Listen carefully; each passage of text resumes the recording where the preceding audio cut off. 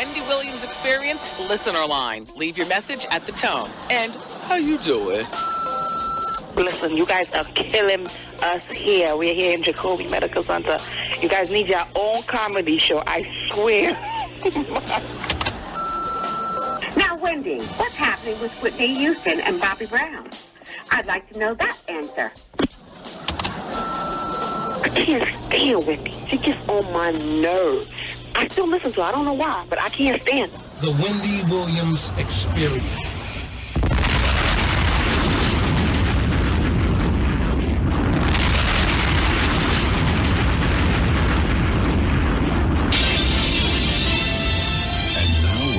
To bring you our feature presentation.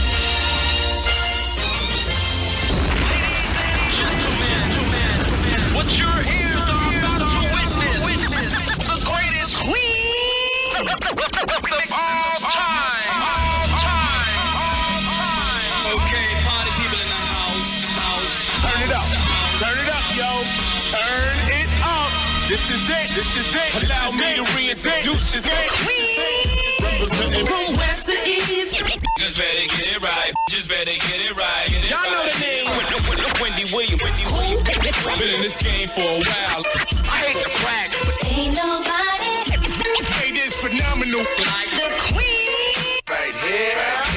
Who the world is this? With so much drama. From yo block to yo block. I've heard of the number one female. Been doing this for years. Every barbershop, beauty salon. Who the world is this? With so much Again and again. Wendy Williams, bringing your name up. A lot of you haters scared to death. In the show. She at it again. Wendy Williams. She in it to win. Wendy Williams. She back and she staying. Wendy Williams. The ain't playing. I like to present you. The winner of the game.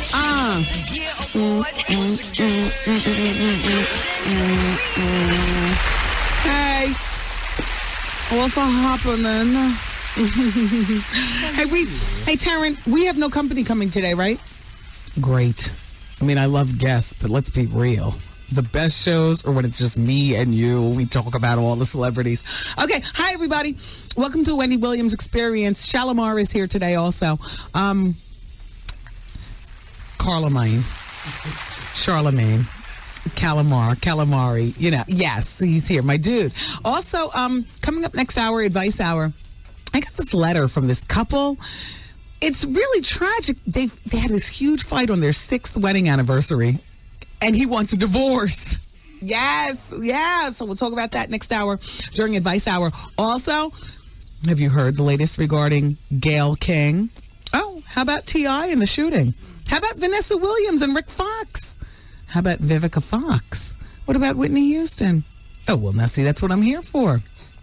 I'll explain it all to you. It is what it is, people. Welcome to this mess. It's called the Wendy Williams Experience.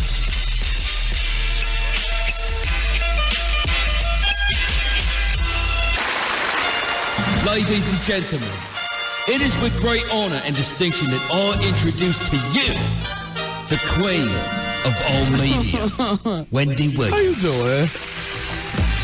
Woo! Turn this up. Here he is. Come on, Calamine. Let's do it. Turn this up. Can we turn it up louder?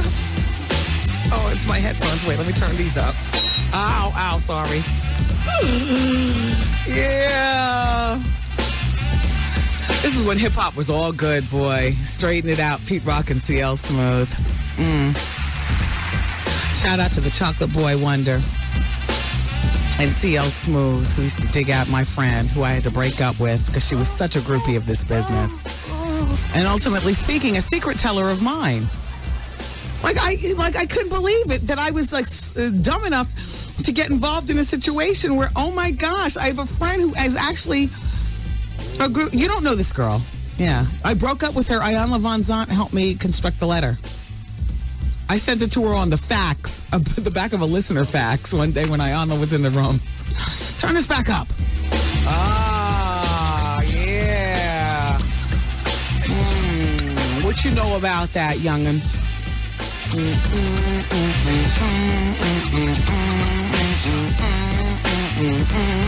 you doing?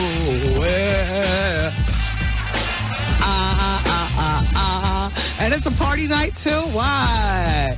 Laugh Factory? I'm good for one in each fist. As soon as I walk in the door, doors open up at 8, comedy starts at 9. I'll see you in Times Square tonight. Oh, keep this going. What you know about this, Charlamagne?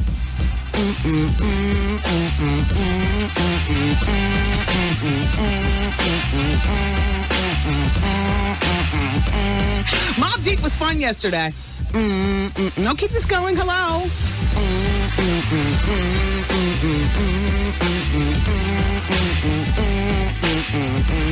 Here's E. Dane who wants to weigh in. Wendy, please ask my future baby's daddy, Mobb Deep, why they pulled such a sucker move and signed with G Unit. I love Havoc and P, straight gutter. I've been down with them since Drinking Away the Pain. For real. I was so upset when they signed with bubblegum hip-hop label G Unit. I don't want to hear 50 or G Unit shouting out over their songs ever. Has it really come down to being all about the dollar? That's from E. Dane. Turn this back up.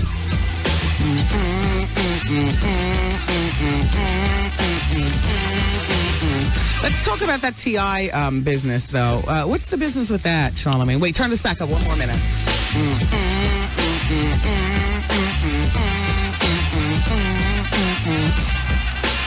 I'm somebody's mother.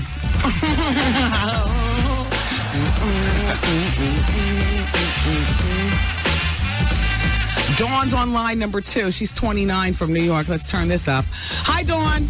Hi, Wendy. How you doing? Fine, and you? You got a question about Charlamagne? Well, just a comment. Okay. I love you, Wendy. You're the best on the radio. Nobody does it better. But I just want to say to all the listeners out there who are still on the fence about whether or not we want to keep Charlamagne. Okay. Remember who broke the story about the man poacher that you tried to sit on, Wendy? Why? Why wouldn't you share that with us? Say it again. What? The man poacher, Mary J. Blige. Oh, that you was... tried. Charlamagne ultimately talked about it. And I'd love to thank him for being equal opportunity gossiper. Thank you, Charlamagne, because we would have been in the dark had it not been for him. Because my morals wouldn't let me talk about Mary poaching, you know the situation. Don't talk about it. I know. That's what's so disappointing, Wendy. They should all get it the same. So Charlamagne's a keeper? Yes, ma'am. All right, thanks, Dawn. Okay, bye-bye. Bye-bye. Turn this back up.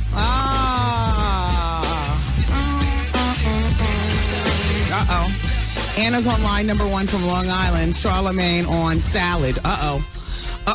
Anna, hey, it's Wendy. She's 46. Hey, Anna. I wanted to know, when you was talking about the salad, Charlamagne had said, you would... Hi, Wendy. Hi, Anna. And you were talking about the E. coli and stuff, and Charlamagne slipped in. That also happens when you toss a salad. I wanted to know, Charlamagne was talking about the gay thing, because I was cracking up. I was like, did Wendy get it? No, I didn't get it. About Charlamagne? Because you said that people catch E. coli from bag salads. Yes. And I said you can Charlamagne die from E. coli from tossing salads. Oh, yes. And I know that's a gay meeting, and Wendy didn't say anything. I was like, well, you know why? Because I'm just I was on the floor laughing. I was like, Wendy didn't get it. Charlamagne just out there. No, I got it. He slips it in, and then he goes on about his business. I got it. I love Charlamagne. Oh. You are so funny. So for the haters who hate Charlamagne, move on. Thank you, Anna. Bye. Goose, bring me back my Pete Rock and CL Smooth. What the hell? I wasn't finished with that. Thanks, Anna. Have a good day. Keep him. You have a good day too, Wendy. Thank you. Bye, Anna. Bye. Come on, can't an old lady have some fun up in here? Press that button. Press that button. Not this. It's like, whoa, whoa. Shout out to MOP, though. They did this song for my CD. All right, let's talk about T.I. Let's bring back that Pete Rock and CL Smooth, though. That really had me going. All right, so what happened, Calamine? Well, one of his homies is dead. Three other people.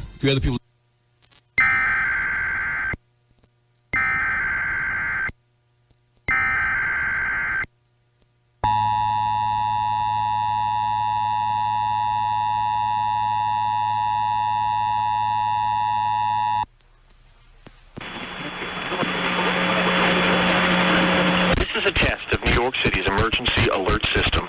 This is only a test. In the event of a real emergency, this system would provide you with important information. This test of New York City's emergency alert system is now complete.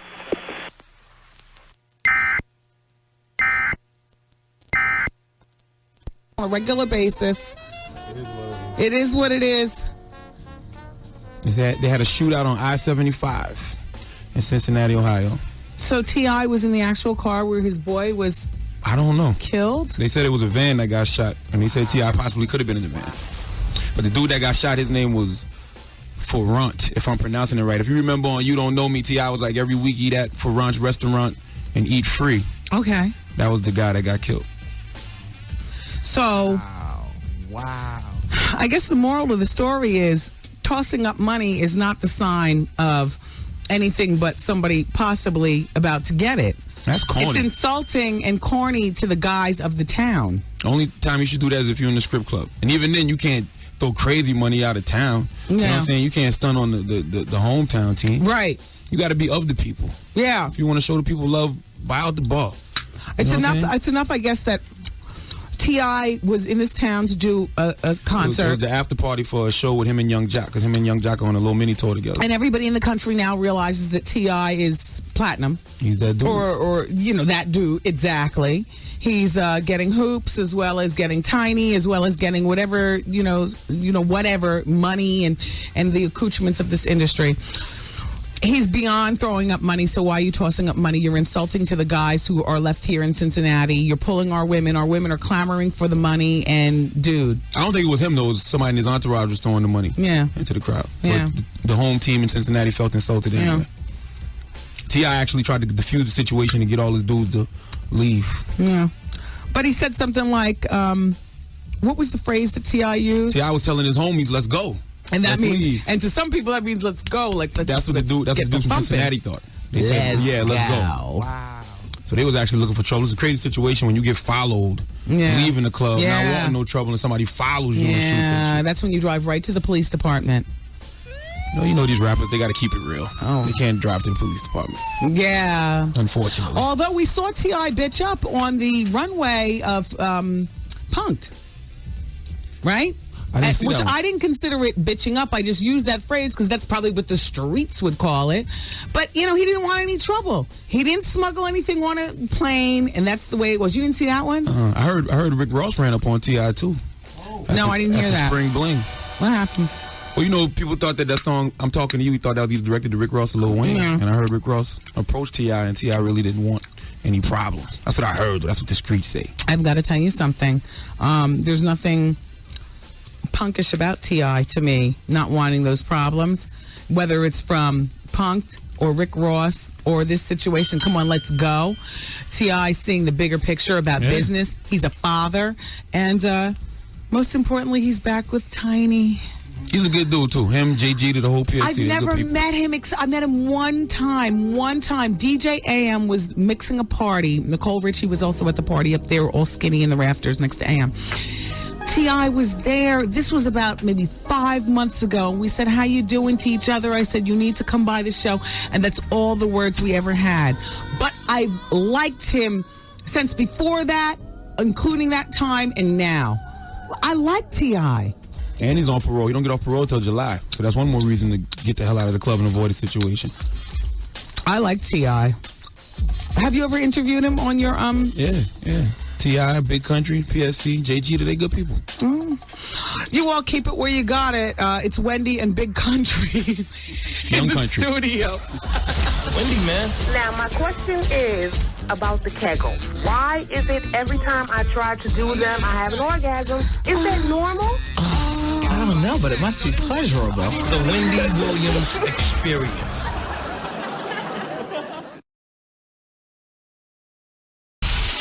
Whitney Houston is giving us hit after hit. Who could forget classic hits like You Give Good Love?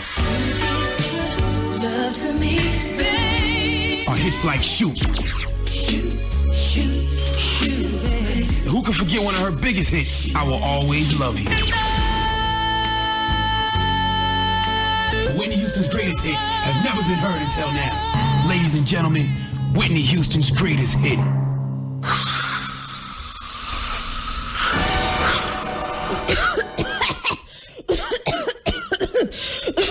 Bobby. Bobby. Some good The Wendy Williams Experience. Oh boy! All right, everybody. Oh gosh. I mean, Whitney. You know what, Whitney? Whitney's escaped rehab. Oh. We can't talk about it right now. Just hold that thought. We'll wait until all the radio stations come back together. I can't tell this story more than once without crying. Whitney is, yeah, exactly. Fresh, brand new information for you. Fresh, brand new information. Hit line number 2. Priscilla's there. Hi, Priscilla. How you doing, honey? She's 36 and she's from Brooklyn. And I see the computer says, keep Charlemagne. Yeah, Shangri-La. Whatever. Wait. Champagne. Remember Pink Champagne? Yes, I Priscilla. missed that. Can we find that somewhere? Priscilla, you know what? I'm going to fight you for bringing up such a memory. Calvin Coolers. Wow. Seagram Coolers. Do you remember the 2 old guys who used to sit on the porch? Yeah, the 2 rednecks. Yes. Thanks for the support. Yeah, exactly. Oh, yes, honey. Yeah. So he's a Shake and keeper. bake. Yes. Charlemagne, darling. Yes, baby. Are you from South Carolina? Yeah. Yes, because I'm the one that was at the comedy show 2 weeks ago. I yelled at you, Geechee, but I smiled at you. Oh, okay. Yeah, my mother was one. No, did that. So, yes. So that's a lot of rights between you and Beige and Wendy. Why are people cruel yet kind? Like Geechee. Not cruel, no. It's a good no. Geechee smile. Do you understand the humor here? Yes. Well, that's my roots, too. Oh. It's my roots, the Geechee, the rice, my mom. Yes. You see, and then you got Goose over there, Trini style. That's my dad's side. Yes. And then you up there running with the Bajans. You know, that's a lot of rice up there. Yes. But you guys are against carbs. What is that? Yes, exactly. Wow. We're against carbs. We have the lunch menu out right now. Anything but carbs. You see, you know, if y'all eat rice, y'all just blow up. There'll be a bunch of Oompa Loompas up in there. Exactly. Yo, thanks, Priscilla, for calling. Oh, wait, can I have a shout out? Go ahead. It's my God. I need you to do the yell, Wendy, for my god sister Donna. It's a special day. The yeah. That's for you, Donna. Mm-hmm. Okay. Thanks, Priscilla. Bye. Happy birthday, Donna. Lynn's on line number 4. She's from Ocean Town. Lynn. Oh wow, Lynn was from Ocean Township. She says she has a question for Charlemagne, but she's hung up. She's 40. Well, Tony's on the phone. She says, "How you doing?" Line number 3. Hi, Tony. Hi. Hey, it's Wendy. How you doing? Oh, how are you? Good. By the way, everybody, this hour of the show is brought to you by Platanos and Collard Greens, the fabulous stage play. Go ahead, Tony. What's going on? Well, it's just, I'm basically calling just on personal information. Advice, because I feel like I've rushed myself from relationship to relationship. And right now, I'm in a really good relationship. You know, I have a girlfriend. And I also have a daughter. Okay. And it's wonderful. I feel like me and her, you know, we really belong together. But I also feel like I kind of needed to give myself time to just be me, you know, just single and be able to rip and run and do whatever it is that I got to do, you know? Yeah. So what's your question? Well, right now I'm so committed. Like, I feel like I committed myself to her to the point where, you know, we were planning on getting me pregnant and everything, you know, having her first kid. But how old is she? She's going to be 28. And you're 23. And how old's your daughter? My daughter is 5. Yeah. Well, I mean, you've forfeited a lot of those ripping and running years with or without a partner. You know, unfortunately, 23 with a child is not the same as 23 without child. Mm-hmm. So, you know, just on the basis of you having a 5-year-old, you can't rip and run the way you might fantasize about. And in terms of a committed relationship, I mean, how long have you been with your new partner? We're going on 2 years. Well, I mean, you have to be woman enough to put your foot down. You're 23. You feel as though, am I getting this right? You're in over your head in terms of a commitment regarding love and another child? Huh? I feel that, I don't know, like that might be too overwhelming. Okay, well then you've got to be prepared to say that and be prepared to either compromise with your new love of 2 years or lose your love. You there's a chance you might lose her. Yeah, because I had a conversation with her about that before already, you know, feeling that I'm rushing. I feel too pressured, you know, on the whole pregnancy thing. I understand. And it did come to that point where I felt like I was going to lose her. So I almost want to say I bit my tongue a little and just, you know, let it fly by. You have to digest it, though, whether it's worth losing her or whether you really want to have a child. And you can't really bite your tongue because at the end of the day, it's your life. You're the vessel carrying the body. She has no DNA on this future child, which means you could very well be left with 2 children to support yourself. If she decides to be foul, if you all ever break up. Do you understand what I'm saying? Yeah, it's your body, your DNA. She's in name only, which at the end of the day isn't a whole hell of a lot. Yeah. In comparison to, you know, sharing DNA and, you know what I'm saying? Well, it gets a little, you know, iffy on that behalf because there's so many ways to be able to have... Okay, well, I'm not concerned with that. You don't want to have a child. The point is that regardless of the ways, you don't want to have a child. You're 23. You already have one, and it requires more communication with you and your partner, and you have to be prepared to perhaps let go of the relationship. Thanks for calling, Tony. Okay. Bye. Bye-bye. All right, one more about you, Charlamagne. Line number 1, Pam. Hey, Pam. Hi. Pam, you wanted to talk to Charlamagne? No, Wendy. Okay. How you doing? Hi, baby. Hey. How you doing? Who's this? It's Wendy.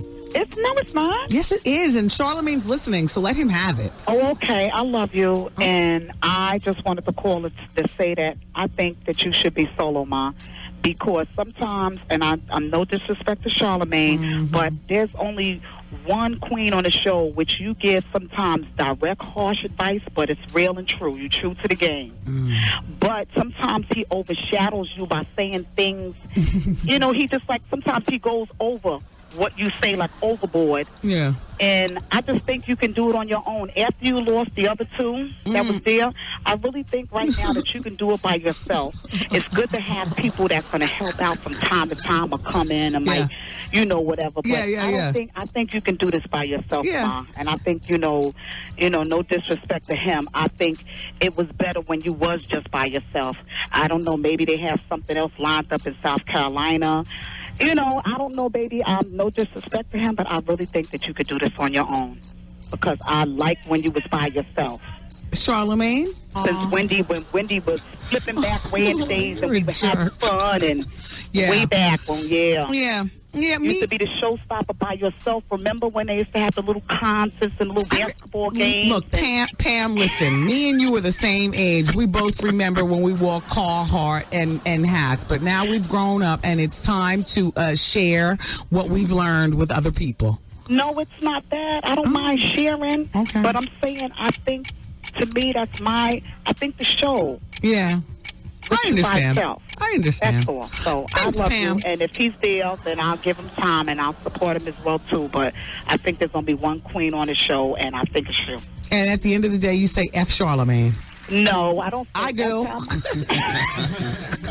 I do on your behalf. Yeah. Thank you, Pam. Thank you. Bye-bye. She didn't want to say it, but that's what she meant, Charlamagne. Take your country ass back down south. No, but you know what?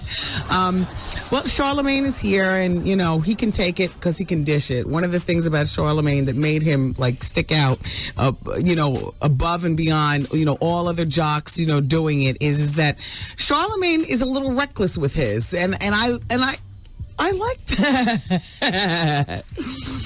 And some of the people who come through here, like Mobb Deep yesterday, it took them a moment to realize you're the same jerk that interviewed them down there and asked them a bunch of out-of-order questions. And it wasn't until after the mics closed that Prodigy and Havoc were like, why do I know you from somewhere?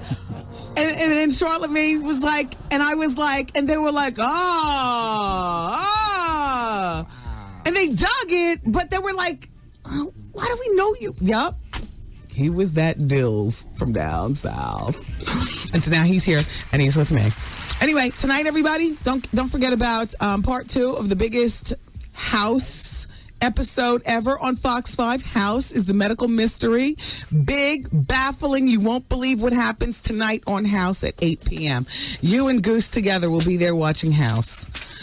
All right, everybody, keep it where you got it. I appreciate your comments and criticisms and whatever regarding the show, Charlemagne, me, whatever, because we're family here, and we're here until 7. Then it's Born in the Quiet Storm on 107.5 WBLS. Thanks.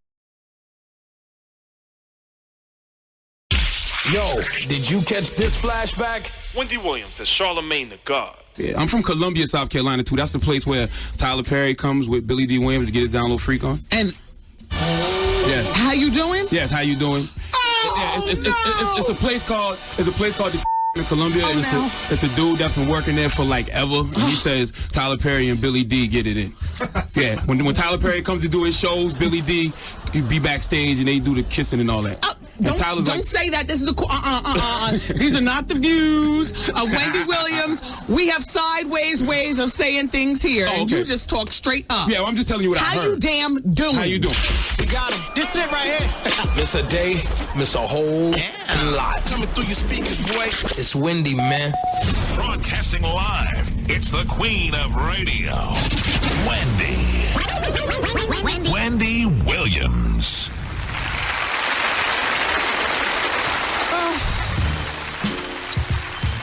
I mean, it's the Wendy Williams experience. This just in.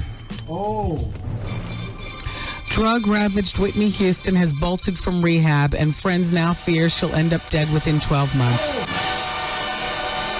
Wow.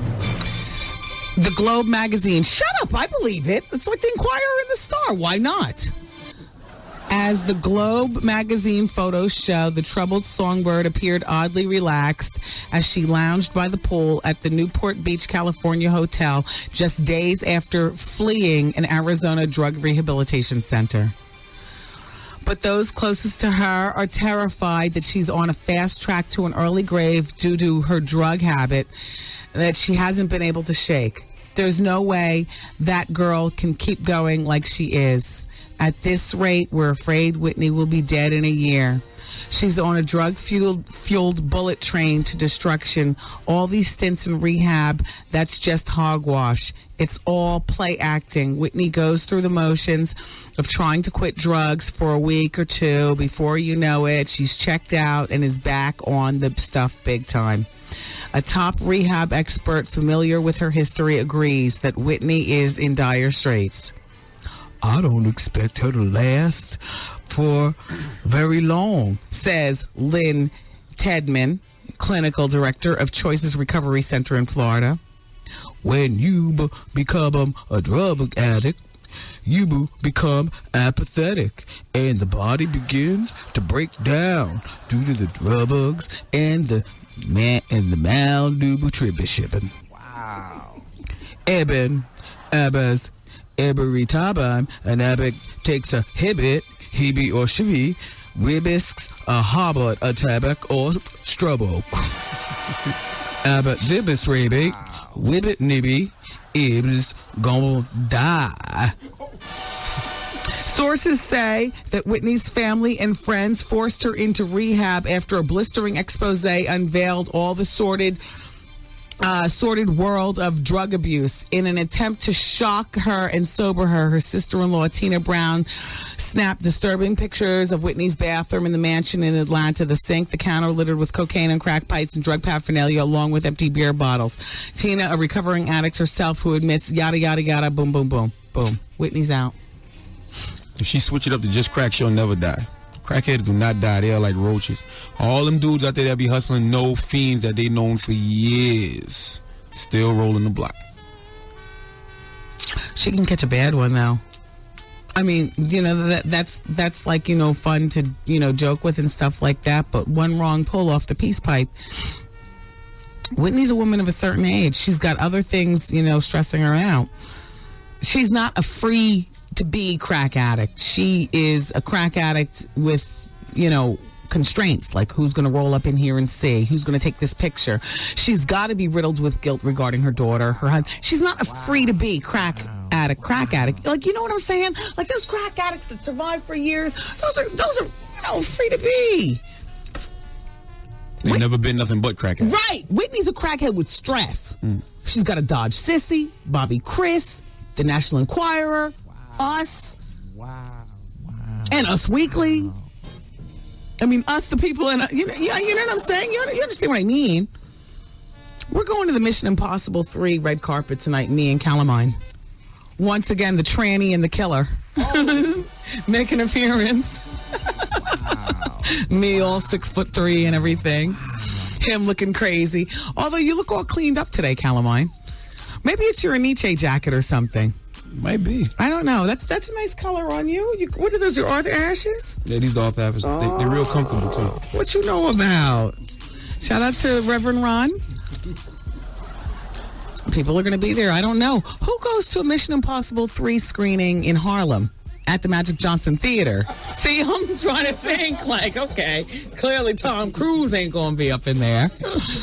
Maybe Neil Long and them? I don't know. Reverend Al. Vivica Fox's show Missing was canceled. Yes, it was. Y'all, it was canceled. The people at the at Lifetime says it's had its run. So Vivica is a free agent. I mean, she's got lots of dough to, sit on and ponder what's going to become of, what's her next big move and stuff. There was a celebrity spotting too. One of my old interns, Ashima, she went to Tufts University in Medford. Well, she also happened to have gotten a job here at my flagship station, WBLS. She's doing something or another in promotions. It's funny because when the girls leave and they're not part of the show anymore and they become like part of the establishment, I just wave to them like the rest of the employees. You're like, hey, no, you're not invited back in the pink room. You know what I'm saying? Like go on, be a part of that out there. They've been trying to infiltrate. For all I know, you was a spy to begin with. Because there's the pink room and then there's everything else. You know what I mean? Hell, I felt violated. I went out for a business lunch today in this place with like a lot of trees and everything, inside. I peered through the trees and who do I see but my operations director, Vinny Brown. Having a business lunch also, and I felt violated. Like, what's he spying on me? Is he spying on my next move? What the hell is he doing? I felt so violated. Vinny, I felt so violated when I saw you. Damn you. Anyway, but Ashima, she came by the office earlier today, and she says, Miss Wendy, I saw from my very own eyes. She apparently also moonlights at B. Smith's restaurant. The supermodel turned restaurateur. Now she's a woman of a certain age. B. Smith. She's the black version of Martha Stewart. We love her here. B. Smith's is a restaurant in Manhattan, and Ashima works there. And she was standing at the door last night, and she saw Vanessa Williams, woman of a certain age, and Rick Fox. Her ex-husband, soon-to-be ex. I can't figure it out. All I know is that I love it, Vanessa. Vanessa, if it works for you, it works for us. I love it. Now, Vanessa, this is what you need to do. Vanessa, you need to get in there and get that job on The View. Please don't let them give it to Gail. Please don't let them give it to Gail. Well-placed sources say that Gail's over there interviewing for the star role on The View. Gail, I love you, but I don't want to see Oprah's puppet strings pulling you to answer and be politically correct and never giving us what we need from the black girl chair on The View. You're not going to give that, Gail. Vanessa will give that. If not Vanessa, Shirley Ralph will give that. Gail, I love you, but stay in your lane. You're Oprah's BF. That's it. It's Wendy, man. You never met me. You don't know me. You ain't been in my house. You don't live with me. You don't sleep with me. You don't do shit with me, but talk about me. Why can't you say? That's all, baby girl. That's all I'm asking you is why can't the you say? The Wendy Williams Experience. Wendy's got the heat. Wendy's got the heat. The heat. I got to keep it rolling. The most anticipated. I got to keep it rolling. Down by NY. Wendy's got the heat. It's the longest waited, the most anticipated. NYC. Wendy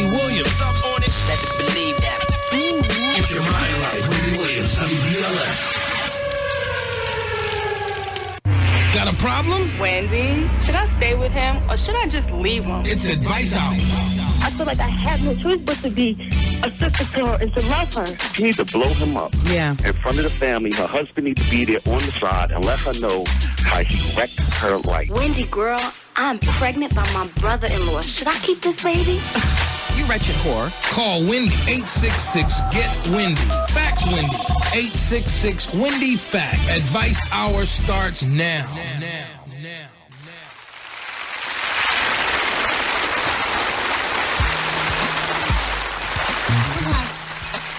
Okay. I am not going to even play this off.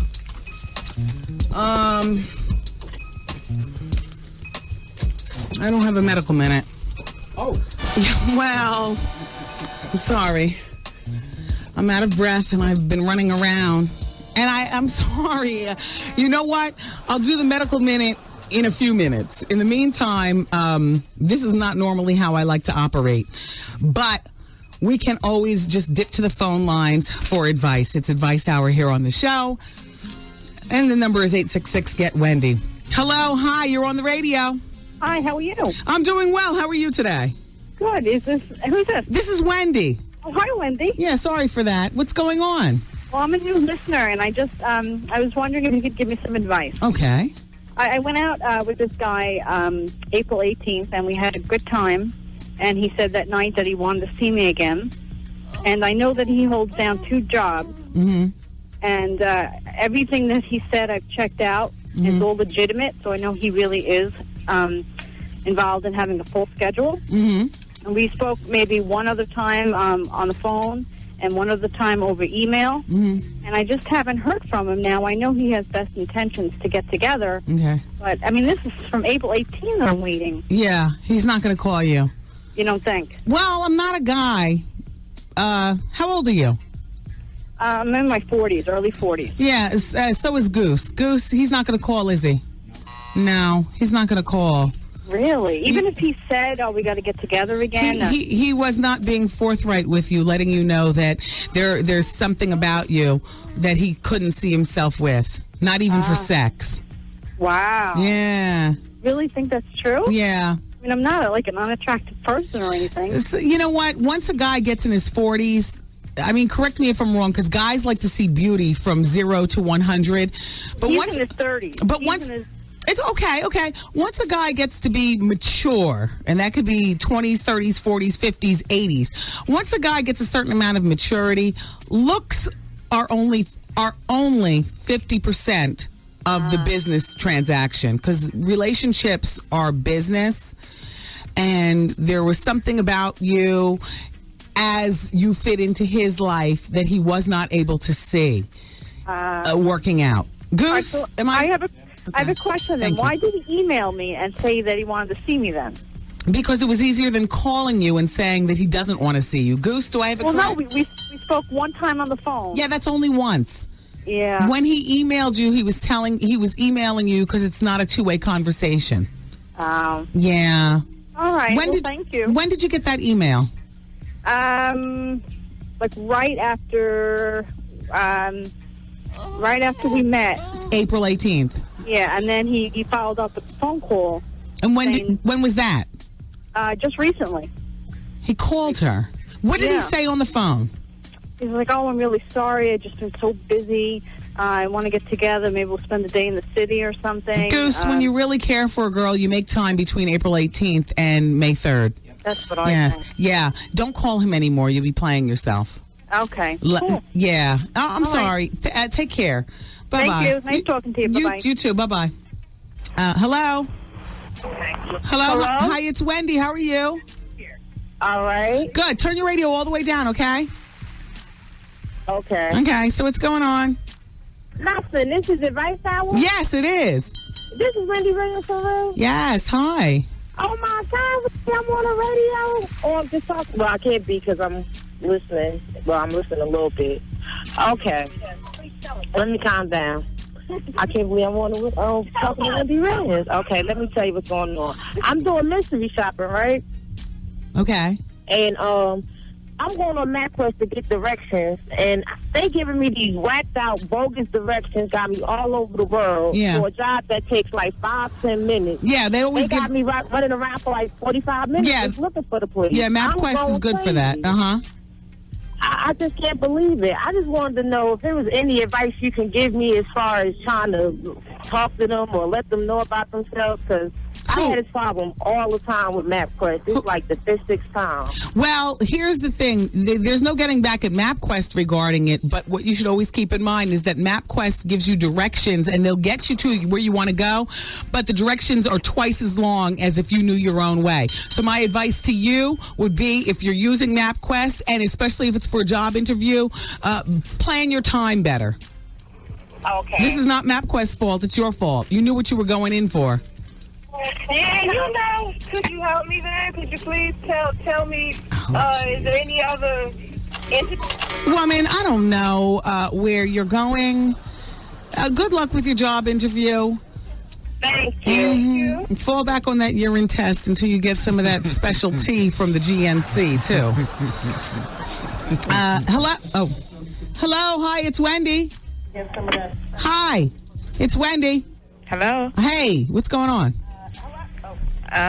It's Wendy. Hi. It's Advice Hour. I know. Okay, I'll talk to you later. Thanks for calling by. Dear Wendy, my husband and I had a bad argument on our 6th anniversary in front of my husband. Wow, in front of my husband. Okay, all right. Since we had our son, our arguments have always been over our son, Wendy. He's too strict, and I should have had more stricter parents to be able something or another. Don't get me wrong, Wendy. Both of us are driven nuts by our son. But the real problem is, this past weekend, my husband told me he wants a divorce because he feels that he has some problems with me. And my husband is a tell it like it is kind of guy, Wendy. This is our 6th anniversary. So my question to you is, do I fight for my marriage? And here are the things you need to know. And she lists out the bullet points. Bullet point number 1. This is not the first time he's told me he wants a divorce. Bullet point number 2. I love my husband and I believe he's the real deal. Bullet point number 3. Our relationship has changed over time. He works a lot and we don't spend as much time, and it makes it worse because my husband's an alcoholic. Bullet point number 4. He is not the cheating type. My husband is the type of man that would not want to be inviting somebody in our marriage to come between us. Number 5, I hate the fact that he is throwing divorce in my face. Because of that alone, I'm willing to slap him in the face. It's like he's saying, I hate you, and I'm not accepting this from him. I know he's stubborn and I'm hurt. This sounds like a marriage worth fighting for. And maybe one of these times you need to call his bluff.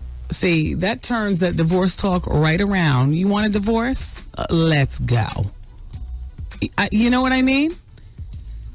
See, the thing about throwing divorce in face is that that's not a word to be played with, you know, and your husband apparently doesn't realize that. And congratulations on your 6th year anniversary. And you guys have a son. You got a full family. It doesn't sound like you want a divorce. It sounds like you're reacting off of, should you get a divorce, based on him saying, I want a divorce. No, this is a marriage worth fighting over. And fighting for. So fight. You got 6 years invested, Shakira. Fight. And in the process of your fighting for your marriage, make your husband see that a divorce would be the worst thing that he could possibly wish for. So stop playing around with the D word, because it's not funny. All right. Line number 2 is Jazz, who's 26. Your sister's in a situation. Jazz, hi, it's Wendy. Hi, Wendy. Hi, I'm a big fan of yours. Thank you. I read your book. I have a situation here. I would like to see if you can give me an advice here. Okay. I have a sister-in-law who I've been friends with her for years. She introduced me to my husband. We got married, and we have 5 children together. Mm-hmm. And I'm currently a college student. I'm on a dean's list, so I really study hard.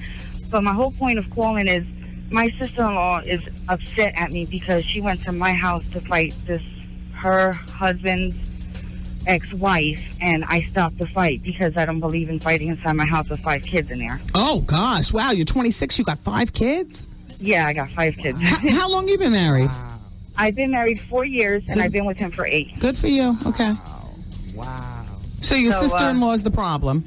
Yeah. Okay. So she doesn't want to talk to me, and I feel bad because I love her to death. She's my sister-in-law. I've been friends with her for 9 years. Yeah.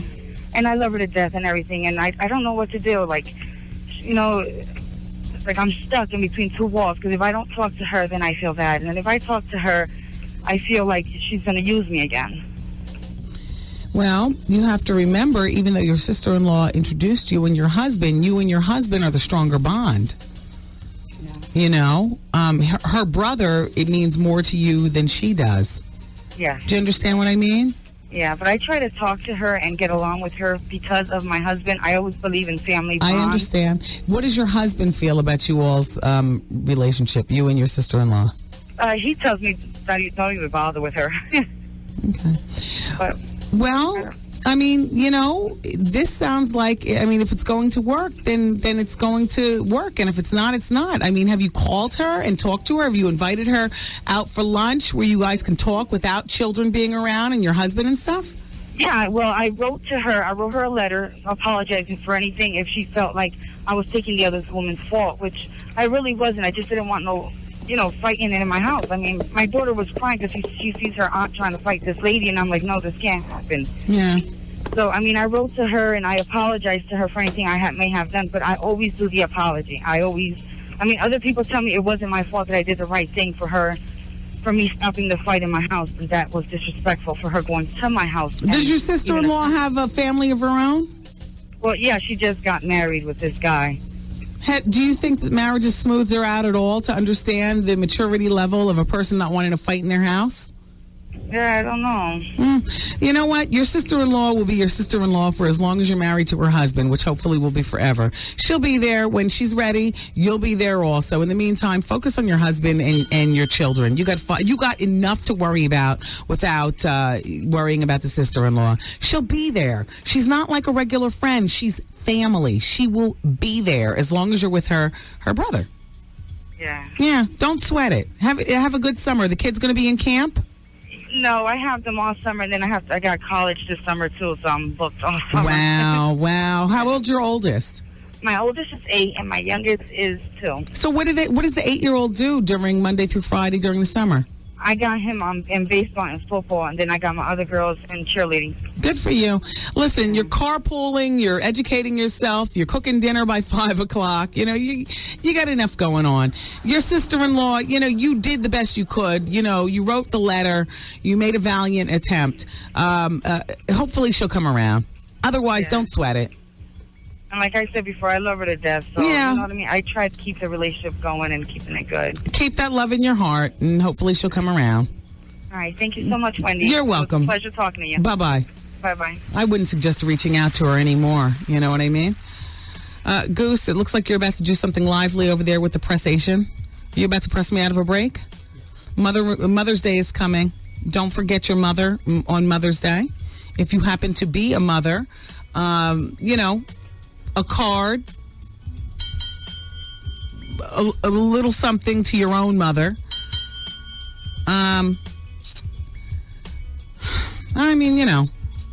It's the biggest holiday as far as I'm concerned. Mother's Day. Mothers get all upset if you forget about them. A card. A 10-cent card, as my mother would say. A 10-cent card. Listen, I have a website for you to go to if you would like a very special basket, which contains some Wendy Williams products, including champagne, book reads, and some fabulous stuff from my very, very favorite caterer, Shawnee. All right, you can go to this website, caterbyshawnee.com. Shawnee she just does the damn thing. She caters celebrity function after celebrity function, and she really has terrific ideas. If you want to make your mom feel like a queen, go to caterbyshawnee.com and look what she's got to offer for Mother's Day. And you spell her name SHAWNEE.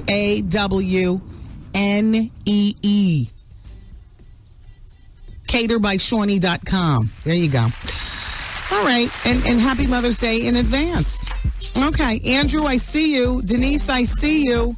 And everybody else, the phone line's wide open, 866-GET-WENDY. As we continue with Advice Hour, we've got no guests coming up during the Hour of Truth, which means gossip, and more gossip. Keep it where you got it. Thanks. Wendy, man. I met up with this guy.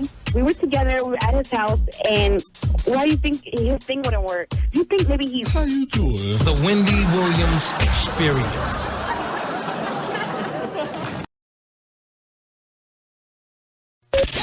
All over town. Everybody's making their choice. Great! Hey, you got a chance to pick your pleasure today. Where you at? In New Chow. Congrats, baby. Listen weekdays for the winning time. 7:15 a.m., 12:15 p.m., and 6:15 p.m. BLS, you're caller number 10. Congratulations. Oh, my God. Choice is yours. Thank you. And it's your present from us. Thank you very much. Well, thank you very much. You made the right choice. Listen for your chance to win. Pick your pleasure. 107.5 WBLS. 10 to 6. Hello?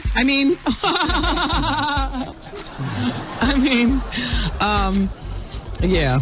How you doing? I'm doing fine, baby. How are you? This hour of the Wendy Williams Experience is being brought to you by Judge Joe Brown. Hey, listen.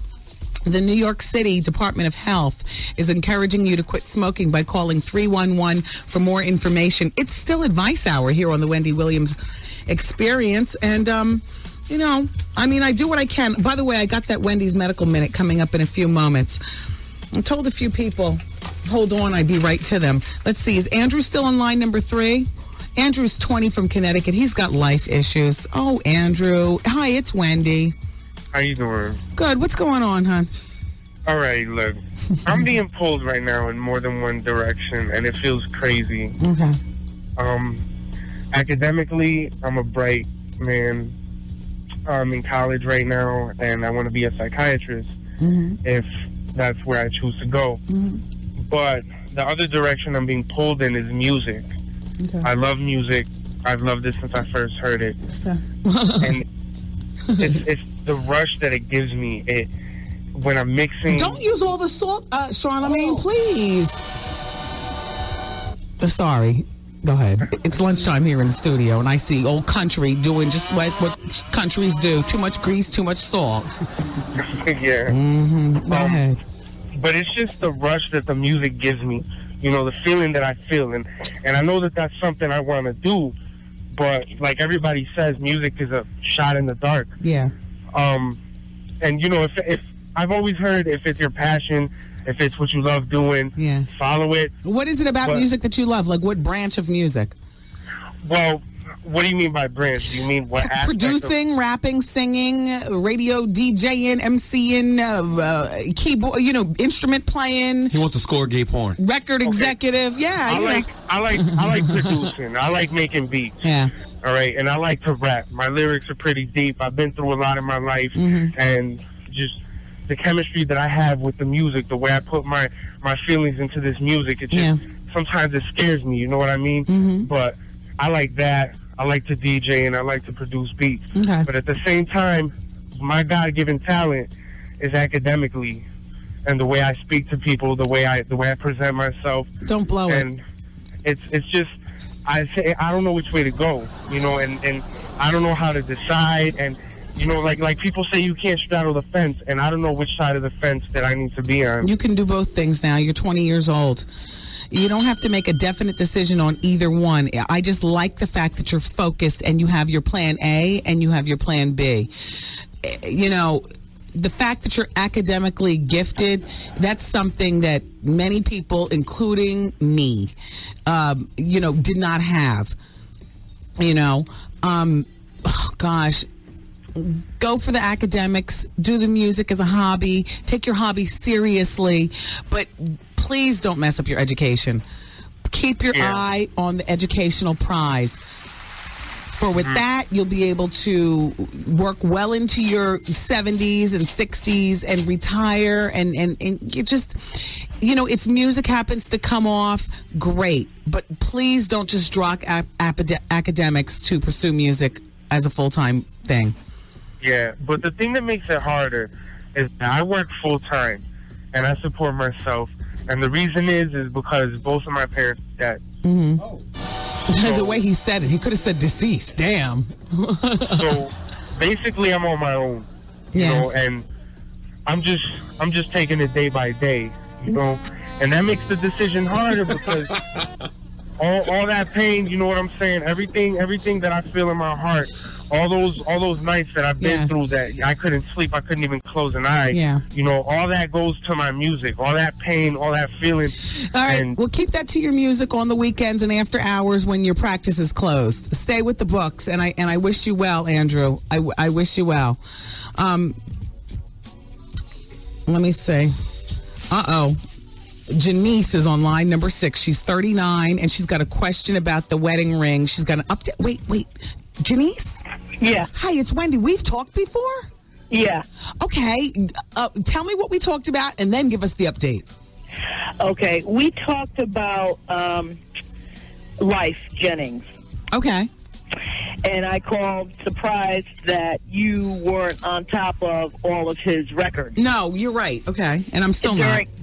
Okay, well, okay. Okay. And so my question is, actually, you know, it's a little advice. I'm coming up on our 15-year wedding anniversary in June, and he says to me, I think it's time for an upgrade. And every 5 years we upgrade. Around every 5 years we upgrade. The ring. So, Okay. So I went down to the jewelry store where I bought the last jewels from, and I priced something that came to about $4,000. Okay. And we've always shared our finances and stuff like that. I'm just feeling like it's a humongous, wonderful ring, and I'm kind of questioning, you know, should I do this to this man? Well, what does he say? Have you told him about the ring? Have you showed him the stone? Yeah, I showed him the stone. Has he showed him the ring. Has he jewed down the jeweler? Huh? Has he talked the jeweler down in price? No, he hasn't yet. He did mention that he was going to do that. Okay.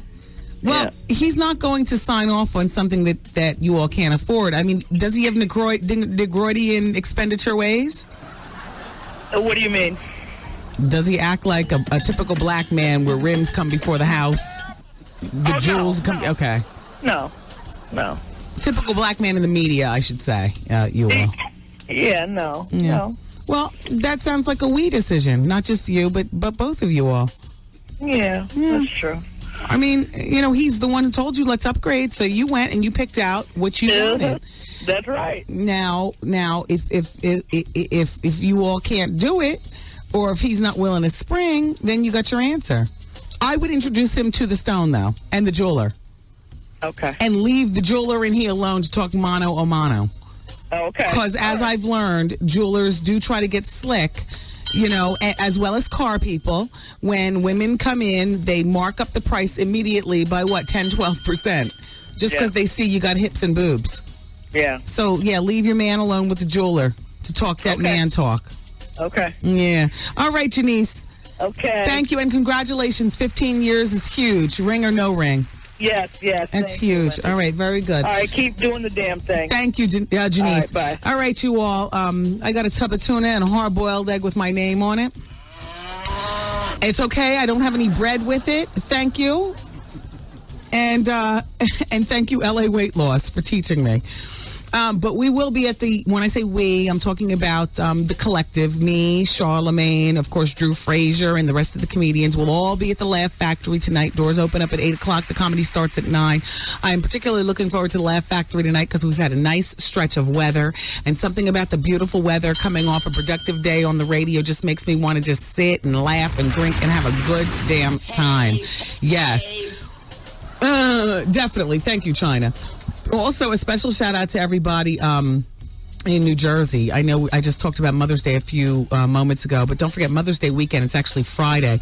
I am hosting a big comedy night at the Paramus Banquet Hall on Route 17 North. Drew Frazier, once again, will be there on that Friday night. Gerald Kelly, the Green-Eyed Bandit comedian, yes, he will be there. Rob Stapleton, Nikki Carr. So if you're looking for some fun Mother's Day weekend, it's not exactly Mother's Day, but it is that Friday of that weekend, and I will see you there. And hopefully you'll be there, too, over in Paramus, New Jersey, at the Banquet Hall on Route 17 North. All right. So listen.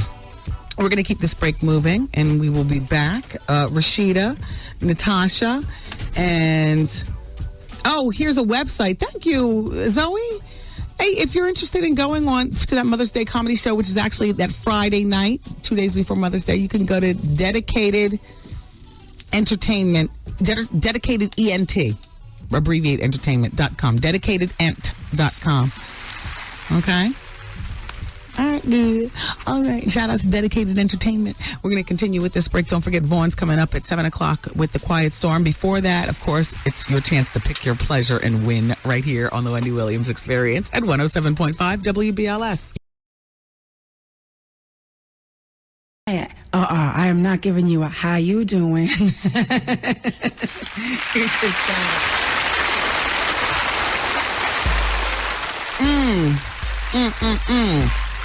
Okay. It's the Wendy Williams Experience, and it's still Advice Hour. Charlamagne's here, and we're about to blast off with the Hour of Truth coming up at the top of the hour. No guests coming in, so we'll be gossiping our way through, dissecting the events of the day, of the week, of on top of your minds.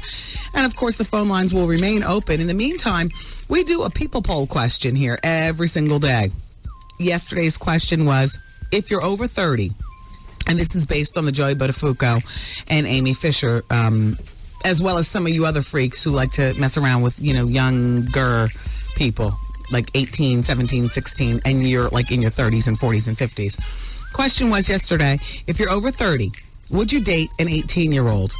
13% of you said yes, and 87% of you said no. And the purpose of the people poll question is I just like to know more about who's listening, who's part of the listening family. My website is thewendywilliamsexperience.com. And if you click the icon for the people poll question, you can get right there. The website is barren because I like it that way. So the people poll sticks out like a sore thumb. Today's question, based on the most recent bit of violence in hip-hop being T.I. and the shooting and like that. Do you feel that hip-hop is getting too violent? Damn, Taryn, what, you didn't feel like working today? The answer to that is obviously yes. I don't know. Is it obvious, Charlamagne? It's not hip-hop, it's the people. People are getting violent. So how do you answer this question, you? Do I feel hip-hop is getting too violent? Yes. No, not at all. Okay. Hip-hop is just a music, and it's a culture. How's that cheeseburger? It's great. He's double cheeking it, everybody. You know when you have food in each cheek, clearing the passageway for the tongue to talk? He's double cheeking it. Damn. Yeah. All right. Well, anyway, you can go to the website, thewendywilliamsexperience.com. Okay. Oh, and as far as that Wendy's Medical Minute, I'll take the music now. I mean, yeah, thank you. And okay, everybody. First of all, here's a factoid for you. This is from the National Center for Health Statistics. 16,257 people were killed by accidental fall last year. Wow. And that stat isn't too far off from one year to the other. 16,000 is the average. Sometimes it's more, sometimes it's less. So as you all are moving around, you be careful. Because that accidental fall, like Keith Richards from the Rolling Stones, could kill you. Oh. Yeah, the man's brain is bleeding from within. He gets out of the hospital, right? This is after he falls. He's up in a coconut tree. Don't ask me what a 60-something-year-old man is doing, testing the blessing of good health. You know what I'm saying? What the hell was he doing up in a damn coconut tree? Hey. It's like, I swear, for my father's 70th birthday, he wanted to jump out of an airplane. Oh. And I'm like, why are you going to test this? Why are you going to... And then the old lady, she wanted to be standing right there. Tom! For the fall. I didn't sign off on any of that. I turned my back to it. Well, he's still here. Thank God he lived to survive. He jumped out of the airplane. But I'm like, why do you want to test things like that? Like, when you're blessed enough to get to a certain age, why do dumb... You know, my father, and now Keith Richards. So he's up in the coconut tree. He gets out of the hospital. He's still got headaches. Doctors look in his head, discover his brain is still bleeding. I don't know what this means, but the man is 60-something years old. Wow. Here's the real point of today's Medical Minute. You know, you can skip the coffee on your next road trip and pop a peppermint. Oh, yeah. Do you know that researchers have found that sniffing peppermint oils or sniffing cinnamon fragrance or sucking... What do you want me to say? What do you want me to say? What do you want me to say? Ah! Sucking a long, hard peppermint while you're driving can boost your alertness dramatically. Here's the quote from Dr. Byron Rudenbush from Wheeling Jesuit University. Excuse me, Jesuit, I believe that would be. Stupid. He says, while we used scents to deliver through the nose, research also suggests that peppermint on the gums will provide the same effect. So whether you sniff it or whether you suck it.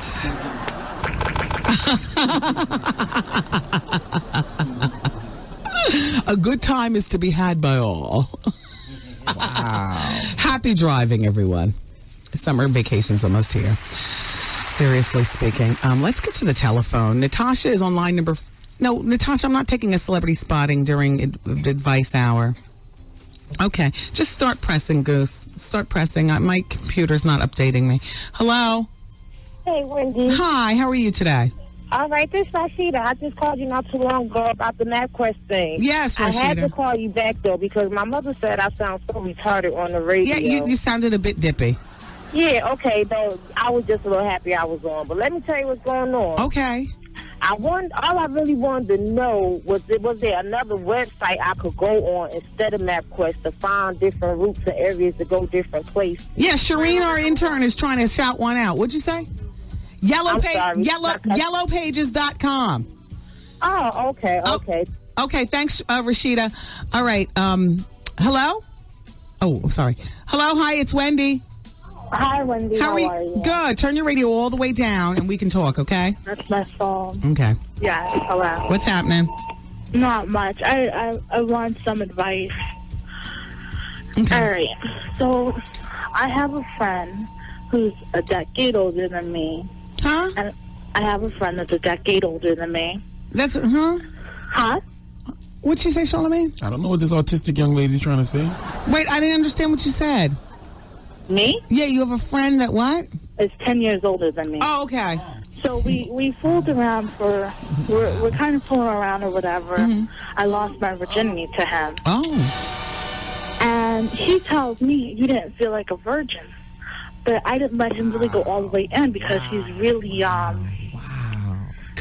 really in there. You know what I'm saying? No, what are you saying? Is he small? Why didn't he go all the way in? I don't get it. Because usually when men get to... He's too big. He's like 10 inches. So I just said, no, whatever. So we haven't really done it like all the way. I've only Right. put like 3 or 4 inches in. Okay. So he's going to tell me afterwards, well, you didn't feel like a virgin. I'm like... How old are you? 18. How old is your friend? 28. 28. First of all, he's playing you. Okay. Oh, but no, see, that's the thing. I'm seeing other people. He's not. Like right now, he's in school. I don't like this. He's in grad school. Wait. Okay, so what's your question to me? Well, all right, I don't know whether I should just leave it alone because I'm thinking that maybe he's just trying to get as much. He is, and leave him alone. He's trying to get the other 7 inches in you, and he's not caring about you one way or the other. All right, leave him alone, and I wish you well. Thank you. All right, everybody, keep it exactly where you have it. Charlamagne is here. I'm here. The phone lines are open, and we'll have an open dialogue regarding celebrity gossip coming up next. Keep it here. It's Wendy, man. George Bush doesn't care about black people. And you know, George Bush doesn't care about Wendy Williams. The Wendy Williams Experience. Wow. Yo, did you catch this flashback? Yeah, hi. My name is James. Hi, James. Wendy, I called yesterday to make the correction about Angela Bofield, a song. Yes. The two guys that called in, the Let Me Be Your Angel, that was by Stacey Lattisaw. Yes. The Angel itself, that was by Angela Winbush solo. Okay. When she was now today, the Sergio Mendes, yes, the Never Gonna Let You Go, that was a ballad. The disco, now we on the upbeats, that was I'll Tell You. I know you remember that. Yes. I'll Tell You Where You Have to Go, oh baby, 1979. Yes, wow, on Electra James. Records. You are a crow. Because he did the real thing before that. Stevie Wonder wrote that disco, the early, like about 1977. The biggest one was I'll Tell You, 1979. It was on Electra Records.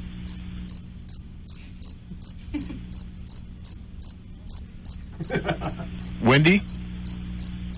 Yes, James. And Wendy, one more thing. And when you mentioned the Try It Out, that was by Gino Sucio. I'm familiar with a lot of music.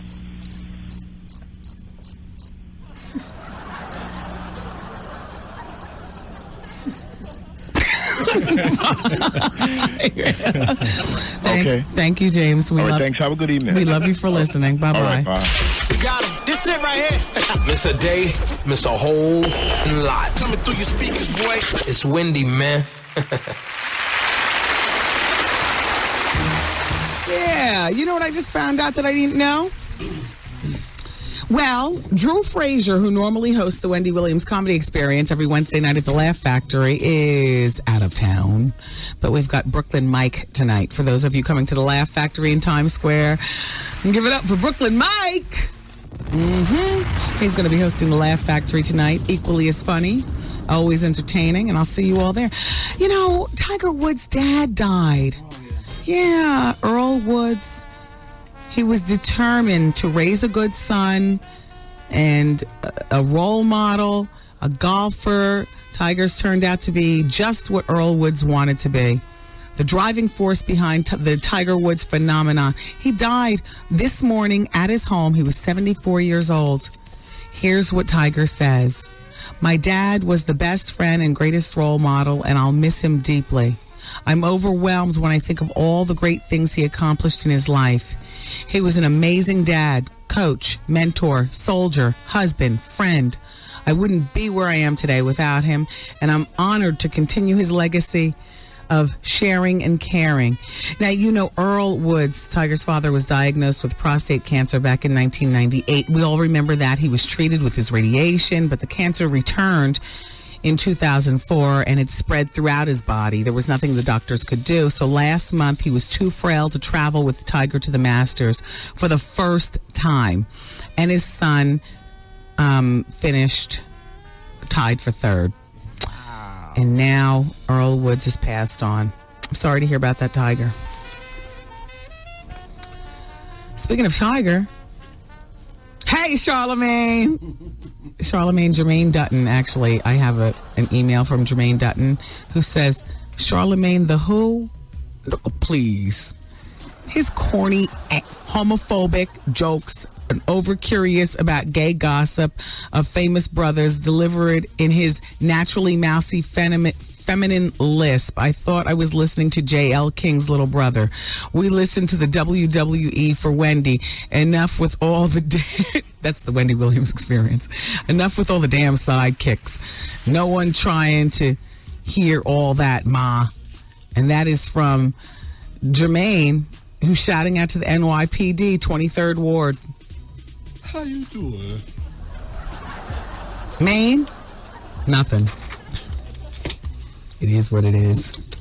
Would you like this one for your files? Of course. All right. In the meantime, everyone, I must pass on to you that they're saying that Jennifer Lopez could very well be depressed at this point. Yes. It's that whole baby thing. The whole baby thing. They have it written up in the tabs. They're saying she's come down with a case of the blues, especially after hearing about Ben Affleck and Jennifer Gardner's baby. She sent them a basket. She's tried to put on a brave face. alas, she's waiting for her own baby to come along. And, they say that this has taken quite the toll on... Okay, let's talk about Star Jones and Rosie O'Donnell, okay? Jennifer, I'm sorry to hear about what's going on, but really, Rosie has gone after Star like a pit bull. Wow. Since she's left primetime TV. You know, Rosie O'Donnell, since leaving 5-day-a-week TV and starting that gay cruise that flopped and taking on, her lover in full-blown public reception, Kelly Carpenter, and they have their children. And I love off-TV Rosie. I loved on-TV Rosie, but I love off-TV Rosie. She's turned like a pit bull on Tom Cruise and the whole bit. Well, off-TV Rosie is about to be on TV, on The View. As we know, she's taking Meredith's chair, which I love. I do have to say, if they get rid of Star Jones, I will have to flee also. Oh. I have no more interest in The View. Unless the black lady that they put there, and they've only been interviewing blacks, is revealing and receptive and relatable. The 3 R's. That's not Gayle King. It's my Vanessa Williams or my Sheryl Lee Ralph. That's it. The phone lines are open. We can talk about whatever you want. All I'm saying is that I got it from a very reliable source. Gayle, I found that Gayle King was in the building. Please don't put Gayle King on that show. She's none of the R's. Unless Oprah says so. And a puppet I can't deal with. Gayle, I'm sorry. I love you like cooked food. But you and I both know you're not right for that chair. Keep Star. Hi, sir. Hey, Wendy, how you doing? I trust you're not calling in to weigh in on The View. No. Yes, what are we talking about? I'm talking about Charlamagne. Oh, here he is. All right, listen, you know what? I don't know why all these people calling about him. Let that man eat. You know what I mean? Let him do his thing. All he says, don't nobody run down to Burger King and tell the boss to take her off their hamburgers. Let that man eat. Do you think he's intrusive on the regular WWE? Well, let's put it this way. This guy don't even know what intrusive means. Well, shut up. He's sticking up for you, dummy. Sorry. Go ahead, sir. See, that's what I like about him. And he don't know what I don't know what intrusive mean, but he don't know what I'm talking about. Oh, Charlamagne, wow. pay attention. I got your back, son. Oh, wow, Charlamagne, you were right. I got your back. Thank you, sir. All right. Bye-bye. Boy, one dummy sure does know how to feel out the other dummy. Yeah. Charlamagne. If Magic Johnson's up at the red carpet, Mission Impossible 3 at his own theater. I'm not shaking his hand. I salute him. But he was diagnosed years ago. Yeah.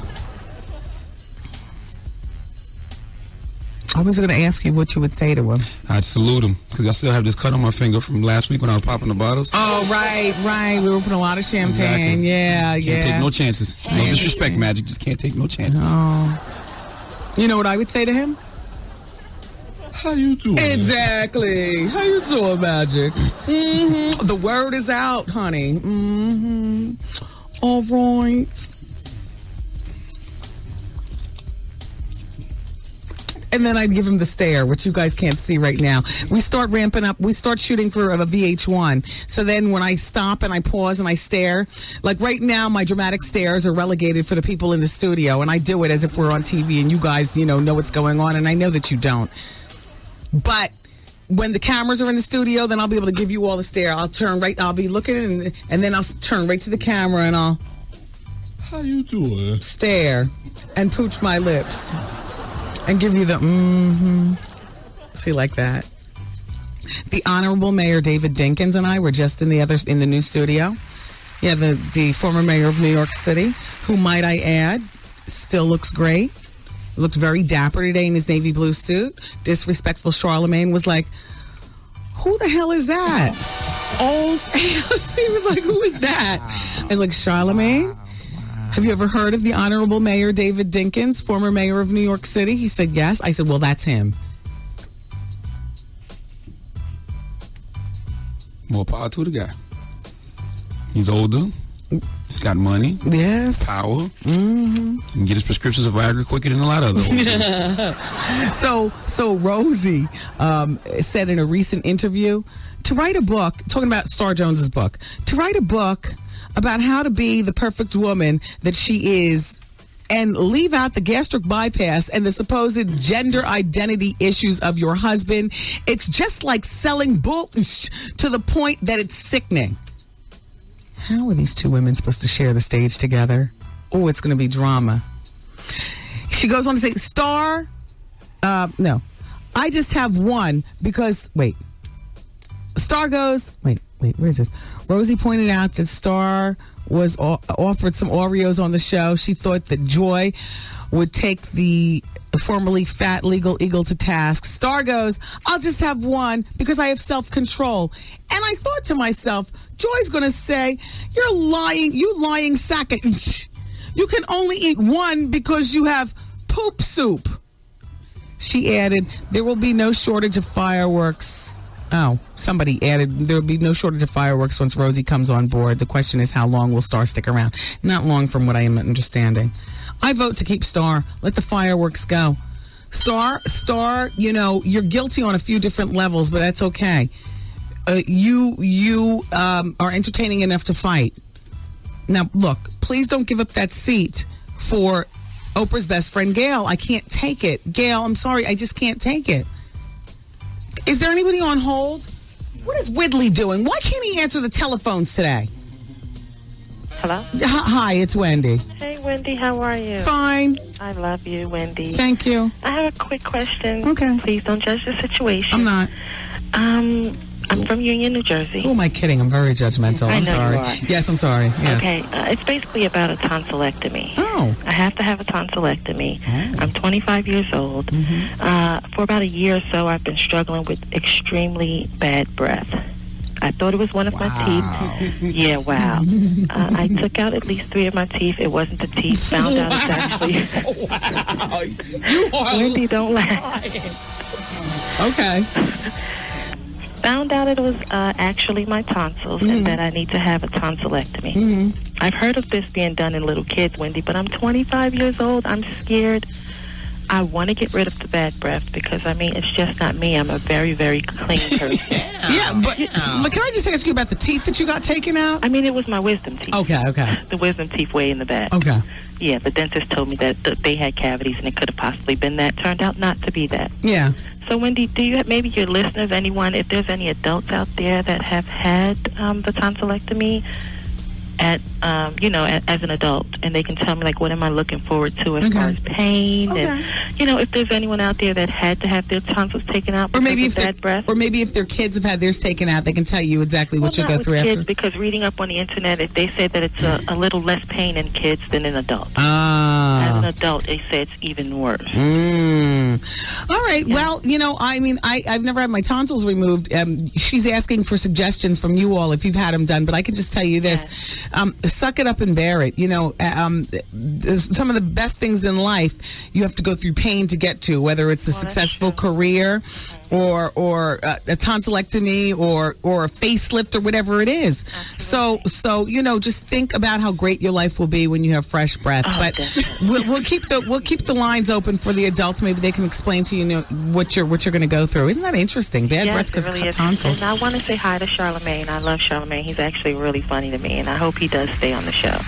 Thank you, baby. Hey, Wendy, how you doing? How you doing? Now go gargle with some of these. Exactly. The H and how you hit us hard. I don't like you anymore, Charlamagne. Oh, damn. All right. Thanks for calling. Good luck with your tonsillectomy. All right. I love you. You're right. I love you, too. Bye. And how you doing? Well, should we go back to the telephones? No. All right, does anybody care that Tylo Hunter and Lorenzo Lamas are in a real-life romance? No, well, I like them together. Tylo sued Aaron, got money. Lorenzo has been around. He has lived. And I guess he's ready to deal with somebody his own age, finally. Tylo Hunter and Lorenzo Lamas. I love it.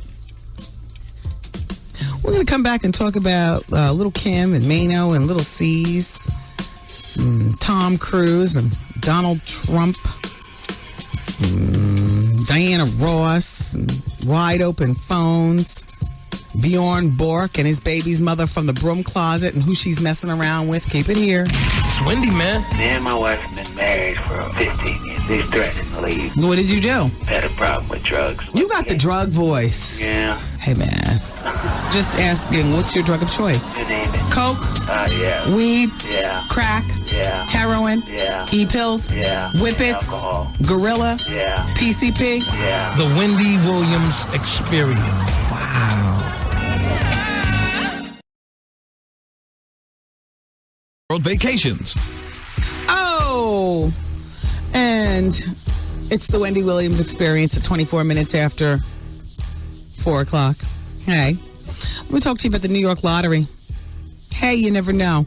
That is their catchphrase, and it really is the truth with the lottery. You just never know what you're going to get. Hey, so listen, how would you like a chance to throw out the ceremonial first pitch at Shea Stadium for the first game of the Subway Series on Friday, May 19th? Yeah, with New York Lottery, you could possibly do this because they're sponsoring the Subway Series promotion in support of the newest instant game Subway Series. You got it? So, you can double your chance of winning by playing the New York Lottery Subway Series pitch game and have your name entered to win a second time. What they're saying is that the first 1,000 people to enter the Subway Series drawing are going to receive their choice of Yankees or Mets baseball caps. Then 2 of the finalists will be selected to go to Long Island for the second round. The New York Lottery is, one of those things that, hey, you never know. Does anybody in here play the lottery? You a lottery man, Goose? Fun and exciting for you? You like the lotto? New York Lottery? You like the lotto? The lotto's New York's favorite jackpot game, starting at $3 million. You ever hit? Wow. You ever hit? Wow. A few dollars here and a few dollars there. You can do a lot with $3 million these days. New cars, houses, apartment for your jump off. And it's easy to play. Lotto. Go to your nearest New York Lottery retailer and play. You can pick up one of those 6-game pay slips and then pick 6 of your favorite numbers, or to make it easier, you can have the computer pick your numbers for you. Calamine's numbers would be 7. That's God's number. And then what was that other number? 8. That's right. So it'd be 78787878 because you couldn't think of another lucky number. Yeah. Imagine how far millions of dollars can take you. Wow. What you can do with that money. Visit your New York Lottery retailer today and pick up your lotto tickets because, hey, you never know. All right. LA Weight Loss, 1-800-448-TRIM. It's 1-800-448-TRIM. I've eaten my food for the sun up part of the day. The sundown part of the day, I'll have a little, juice pop when I get home. That's what I look forward to when I get home to round out my day. Well, I would love for it to be an ice cream sundae. I close my mind and I imagine. Alas, I'm a fatty. And I must, continue to watch my weight forever. But I started the day off. I actually had some cottage cheese and strawberries for breakfast this morning. Mid-morning snack, I had one of those fruit cup things from the grocery store with a little bit of the juice at the bottom. I love that. And then I just finished having 1 hard-boiled egg and a little tub of tuna light on the mayonnaise. That's it. I didn't feel like having the bread today. I'm pretty full. I already had 2 big bottles of water. I'm about to drink my 3rd because I drink 3 a day. And then I'm complete. Calamine will probably get, what are you going to get? Chicken fingers or something at the Laugh Factory? Chicken fingers, French fries, and Hennessy, baby. Yeah, and I usually have, I relegate myself to 3 French fries and a half a chicken finger. And then I have my drinks, and then I'll go home and I'll have my juice pop. That's it. And that's how I maintain my weight.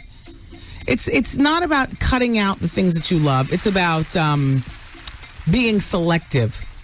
A little of this and a little of that. That's what I learned. I'm not on LA weight loss anymore. I've successfully lost my 25 pounds. I'm never going to gain it back. Where are you with your weight? The warm weather's here. Is it time? I would suggest, and you don't have to do this, but take down the number. 1-800-448-TRIM. LA weight loss. Real food for real people. I know you heard me say I had cottage cheese. But you know what? I didn't get to be a fatso by eating cottage cheese. You're allowed to eat pancakes and that kind of stuff on LA weight loss. Just everything in moderation. Let the experts explain to you how it works. 1-800-448-TRIM. It's 1-800-448-TRIM, and that's LA weight loss. And this, everybody, is the Wendy Williams Experience. And you know what? I would just like to continue with this break and come back hard and continue with the gossip, and whatnot. We're taking your telephone calls. A lot of you all don't get in during advice hour. If you would like to call up, anytime is the right time. We've got no guests coming in today, but I've just got so much paperwork. I got to catch up with my emails and my faxes and stuff. So we should probably continue this break and come back. So keep it here. And Vaughn's coming up at 7 o'clock with The Quiet Storm, 107.5 WBLA. Yo, did you catch this flashback? Wendy. Hey. I need some advice. Oh, okay. About plastic surgery. Oh, that's right up my alley. Okay, let's talk. Okay, when you had your sex change, did they, take it all off, or what did they do? No, well, what they did was they took me down to about a half an inch. They split that in two, and they created an opening. Just so that I can have a little bit of everything. Do you understand? No, not really. No, hold on. I'm going to explain to you. And then they took the tip of my and they attached it to my kneecap. Oh, come on, Wendy. I'm being serious. I thought you were being serious with your question, so I'm being serious with my answer. Have I answered you sufficiently? How you doing? How you doing? How you doing? Oh, you don't want to play the game since you started the game? Oh, you're messing with the best baby. No, we can go there. Yep, see? Coward. Coward. Hello? How you doing? It's Woody. And I'm out. This it right here. Miss a day, miss a whole lot. Coming through your speakers, boy. It's Wendy, man.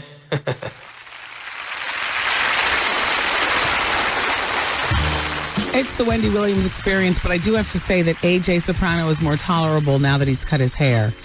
You know, that whole long hair grease monkey thing is just, just killing me, and it was making me not like him and want him to be dead. Just off him from the show. But then he cut his hair. They cut his hair for the show, and he and Tony are talking, and it's back to my AJ. All right, I like you all over again. It was just the hair was getting in the way. It was getting in the way of Robert Eiler, or whatever his name is, and AJ Soprano. You know, the two are so much alike. What I don't really understand is that, the shootout, people are calling it a shootout, Calamari. It happened at 3:30 in the morning. Were the two vans that were with T.I. shooting back? Because a shootout is when that's what they said. Some people are shooting, and then there's some people shooting back. Yeah, the guy from Cincinnati shot at the van, and the dudes in the van shot back. Well, T.I., the place that he was leaving, the Ritz nightclub, that's not where the actual performance was. That was where he was having his little after-party celebration. He should have been out the door by 2 o'clock. Well, he performed earlier last night at Bogart's to promote his new CD. And then he went to the Ritz nightclub to party. So where was the money thrown out? On stage during the performance, or in the Ritz where they just At the Ritz. That happened at the Ritz. Okay, so if you're sitting in a crowd with people and you're not on stage performing, under what circumstances do you start to throw money? How does that happen? Dudes in the entourage, the song might have came on. Oh, well, good. Certain record might have came on. Good. Start throwing money. What you know about that or something? Yeah, what you know about that? Probably. Yeah. That's a good money throwing song. I mean, if you're going to be corny and throw money. Dope Boys Go Crazy is a good money throwing song too. Yeah. Actually, that's what the female says before that record comes on. Throw you one. If you got money, throw it in the air. Yeah. She sounds like a stuff starting one of them girls that gets passed around from entourage member to entourage member. Certain girls just have that quality in their voice where it sounds like, She just happened to be sitting in the studio. Let's make her feel important. Go in there and say this at the beginning of the record. Dudes don't have girls just sitting in the studio without doing something for for the space they're occupying. Shout out to Olivia. You are legendary. I fully understand why they keep you around. Yeah, baby. You're the second coming from what I understand of Corinne. Dear Wendy, my friends and coworkers and I listen and enjoy the banters, the comments, the comic synergy developing between you and Charlene, Calamari, whatever. With respect, we know his name proper. With respect, we know his name proper. Oh, you know what? Everybody just jokes with your name, I think. I'm not sure. It's very interesting, this person says, listening to your new journey together. That's from David, Ansley, and others. Yeah, Charlemagne's name is really Charlemagne. Charlamagne.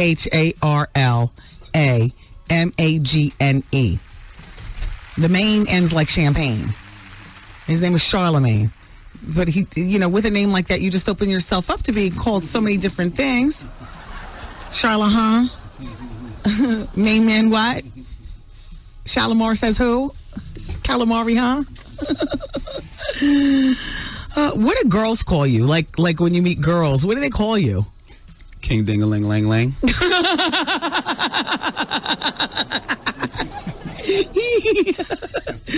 Anyway, listen, here's another one. Oh, I can't read this full one. With all due respect to Mobb Deep, and I appreciate the guys coming up here yesterday, but Prodigy and Havoc, can I just say something to you?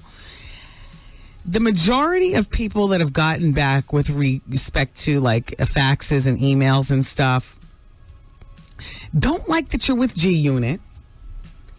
And girls from Long Island are so on this underage girl thing. I wouldn't even put one of these phone calls on the radio. I mean, like crazy. Wow. But Mobb Deep's new CD is in stores. It's called Blood Money. So go and check that out. Let's talk about Little C's, because yesterday, Calamari, during the end of the show, the bonus hour, that is. I'm sorry, you all. I know we deliver 4 hours, but there's really a fifth hour, but it stays here in New York. That's when the music stops and we just, talk. I'm sorry about that. And don't ask for the bonus hour in extra markets, because otherwise they'll try to make us play music and do stuff to it that we don't want to do. Yeah. So anyway, remember we were saying that C's said that he's being approached by a variety of camps or something. A power unit is trying to get at him. A power unit is trying to get at him. And I love C's, but this is out here, so I'm going to talk about it. Blah, blah, blah, so on and so forth. Another long-running hip-hop beef may have come to an end as well. Little Kim's close friend Mano recently fought a fair one with C's. And did Mano talk about that? Did C's talk about that? Was I talking about that in my head, or did I talk about that on the show? Here. I get so confused. He was here. Mano was here. Did he say that he and C's fought a fair one? He said he disciplined. Right. Well, here's C's talking about it. From C's mouth through my mouth to you. It was nothing, dog. Now, C's just finished doing his 17-day stretch at Rikers Island, where they were giving him a hard time for snitching on Kim. And C's continues to say, seen each other. We had a problem. It was real personal. I saw him on the strip. I was going into the liquor store. The approached me, took off his chain, and we started scrapping. We fought. Nobody jumped in. Nobody got jumped. C says that the fight between both of them ended their beef. Here's the rest of the quote. He said he was good. I said I was good. I jumped in my car and left. To be honest, I dug that. It's nothing for the rap police to be involved with. No guns. It was some real old school Brooklyn. And that was this. That was that. Dude says he don't want no problems from me, and I don't have any problems with him. No more. So the beef is officially squashed. By the way, Little C's is still, pitching his DVD. It's out there in the streets, called Little C's Reality Check. And shout out to C's. Shout out to Mano. There's something so 15 about two guys fighting in front of the liquor store and then jumping in their cars and going on about their business. Like, wow, man. All them New York rappers need to focus on making good music. You know what I mean? Bring the East Coast back. All right. Kalawari. Keep it here, everybody. It's Wendy, man. You had a caller call in once and ask, how do you not get crack lip when you chiefing? Yes. Tell them to roll a filter up in their stuff and they'll be all right. Thank you. You welcome. I mean, they thank you. The Wendy Williams Experience. Wendy Williams rocking your station, dropping hits across the whole nation. Wendy Williams rocking your afternoon.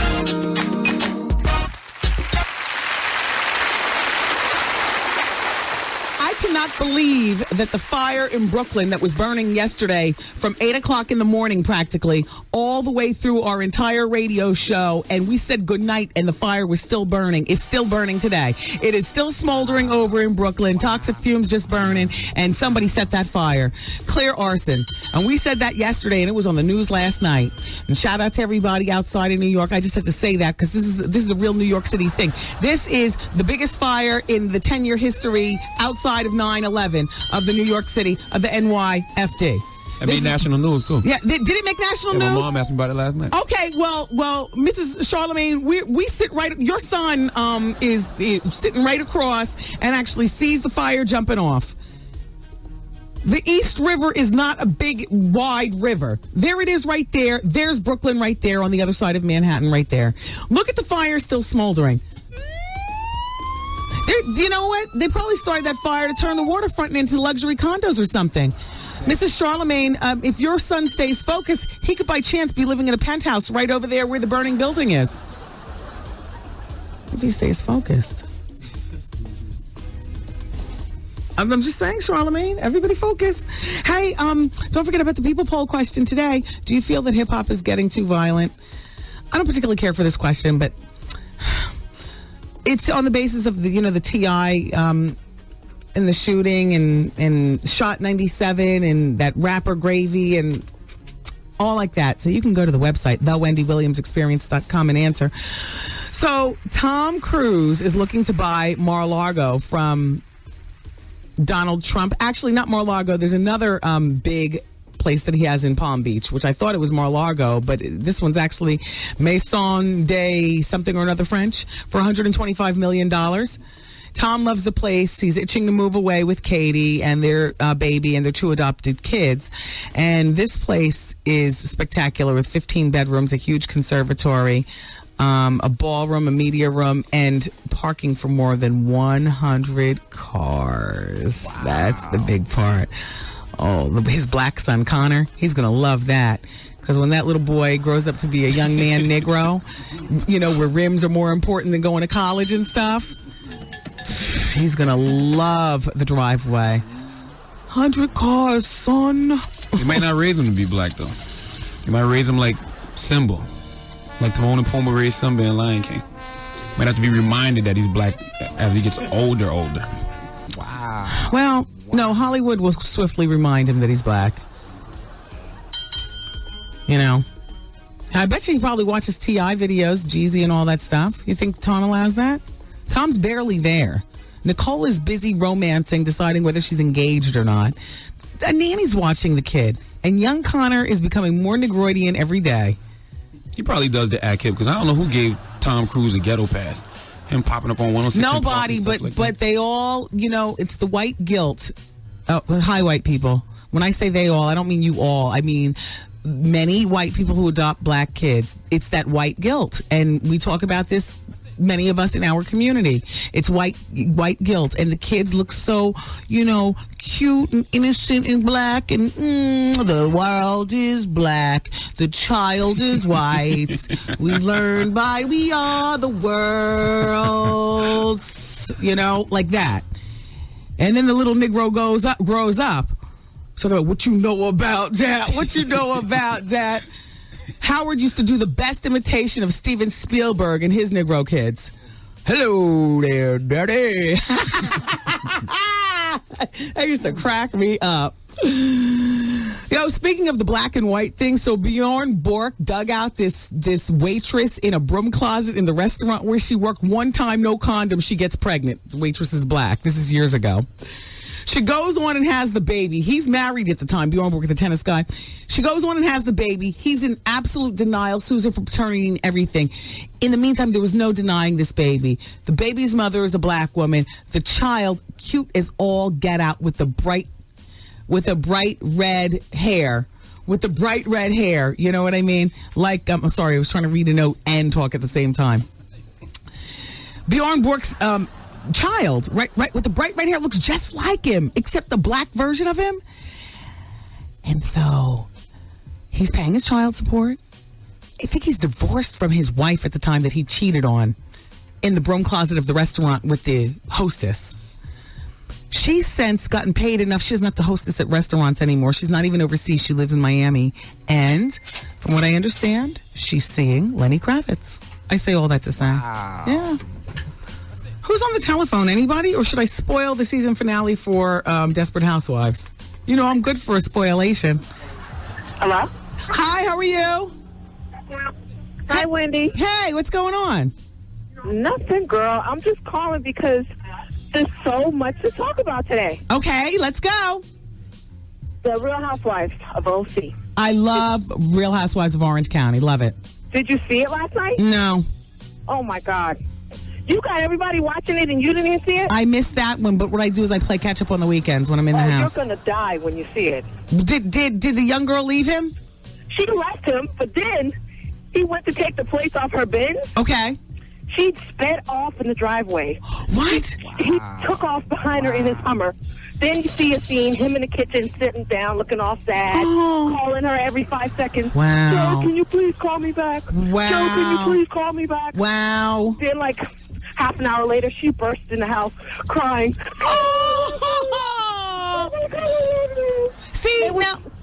She realized her money was going to be gone. Yeah. When he took those license plates off that car. Yeah.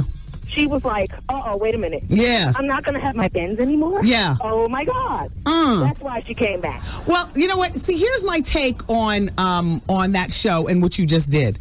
What she just did was she just spoiled the season finale for me, or a cliffhanger for me, but I didn't mind it because I'll still watch with the same zest and vigor. And I can't understand why it is that when I talk about a finale, you guys get all upset. So if you don't want to hear about the season finale of Desperate Housewives, according to Robin Mizrahi from the National Enquirer, then it's time for you to shut your ears. Okay, you ready? Okay, May 21st. It's a 2-hour conclusion. I won't be there for the first hour because I'll be watching The Sopranos, but why not? I'll tune in for the second hour. Edie Britt burns down Susan's house. Mike Plummer gets run over by Betty Applewhite's gets run over, and Betty Applewhite's murderers. Oh, wait. Betty Applewhite murders her son and vanishes. Good. They're gone. Wow. Good. Betty Applewhite's going to kill her own son and then disappear. The episode is full of laughs, it says. Also full of suspense, surprising plots and twists, and 2 deaths. It's a roller coaster. Wow. So that's the season finale. Did you get it? All right, I'll tell you in conclusion in case you missed what I said. It's a 2-hour conclusion, May 21st. Edie burns down Susan's house, Mike gets run over, and Betty Applewhite murders her son and leaves town. Wow. But the son's not going to be the only one to be murdered because 2 people are going to die. That's it.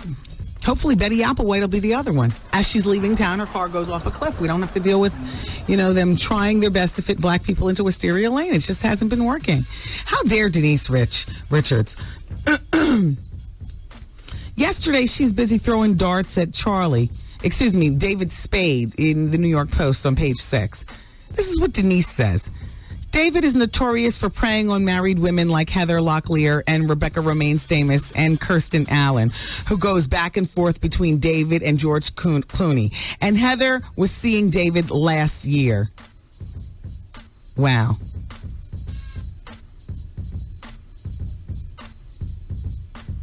I don't care what people say. Denise Richards is looking the worst out of all this, because Charlie, we already knew his steez.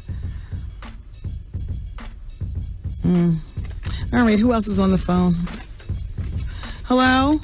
Yes, Wendy Williams Show. Hi, how are you? It's Wendy. Hi, Wendy. Hi.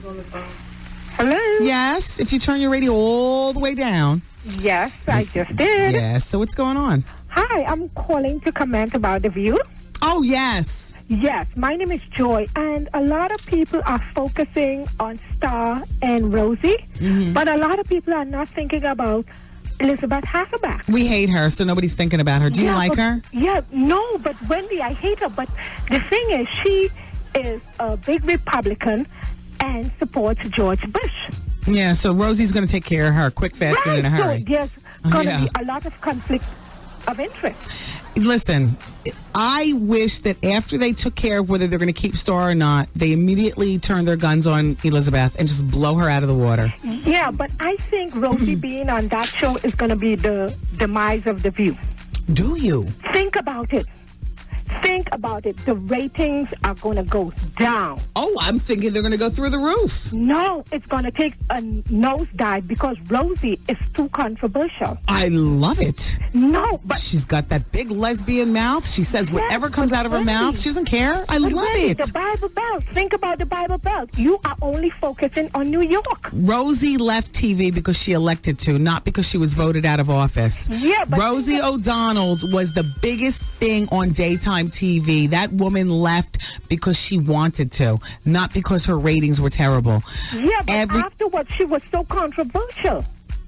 People will quickly forget. She'll get on there, she'll do a couple Elmo, she'll rave about the Tonys. People are the same people who you might have thought she scared away will be very quick to forget.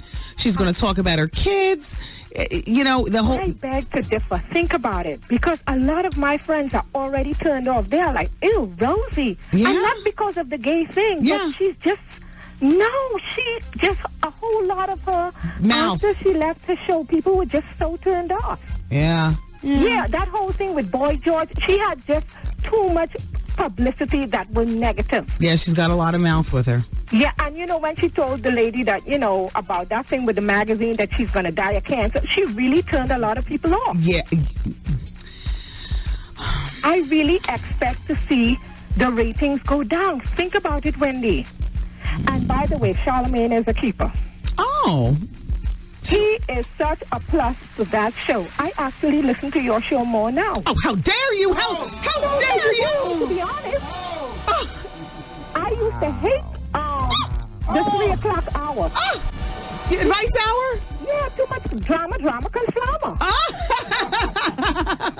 And now with Charlemagne here, he adds that idiot perspective. But no, you know what? Charlemagne, I'll tell you, what I like about Charlemagne is that, and you sound like a woman of a certain age, right? Yeah, 45. I love getting the perspective from an authentic person who's younger, who doesn't have the same baggage that we have as like grown people, but he's still grown. You know what I mean? Yeah. And so that's why he's here. So I'm so glad that you enjoy him. Yes.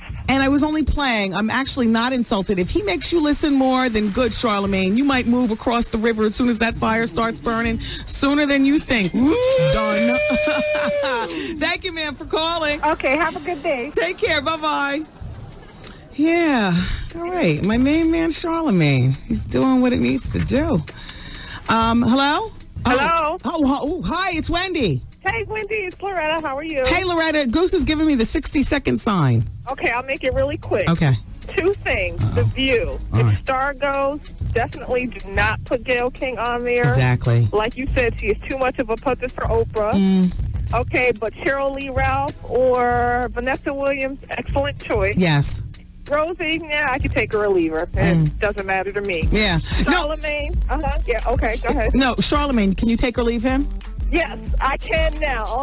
I can only take him because of that comment he said about Mary J. Blige. I was like, Wendy, please send him back to South Carolina.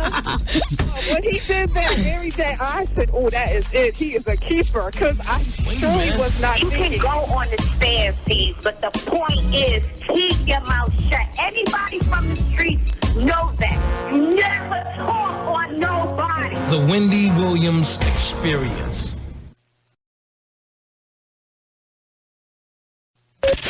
All over town. Everybody's making a choice. choice is yours. What do you pick? I guess I'll take the bag. Congratulations, you Thank you. Listen weekdays for the winning time. 7:15 a.m., 12:15 p.m., and 6:15 p.m.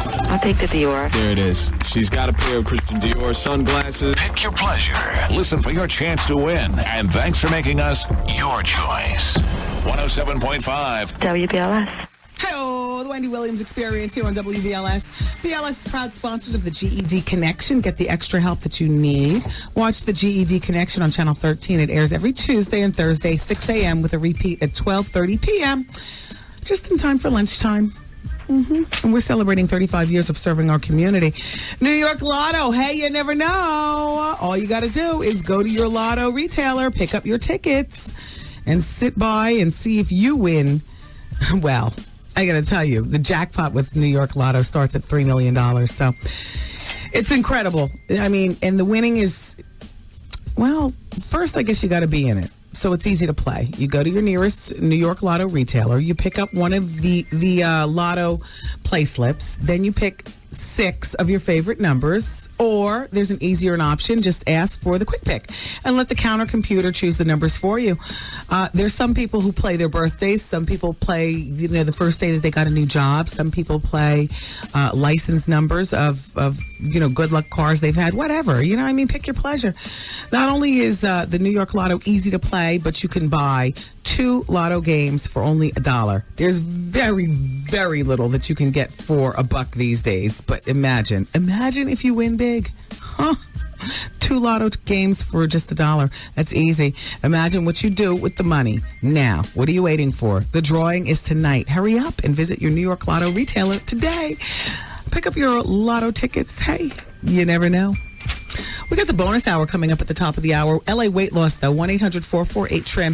It's 1-800-448-TRIM. It's LA Weight Loss. So the thing about LA Weight Loss is that it's real food for real people. I know you always hear me say that, but it's really true. Like, I'm a foodie. I could never authentically survive on cardboard food, pills, and water. There's no way. There's no way. And I lost 15 pounds on LA Weight Loss 2 years ago, and 10 pounds, well, just in time for Puerto Rico. I've kept the weight off, and I'm a foodie.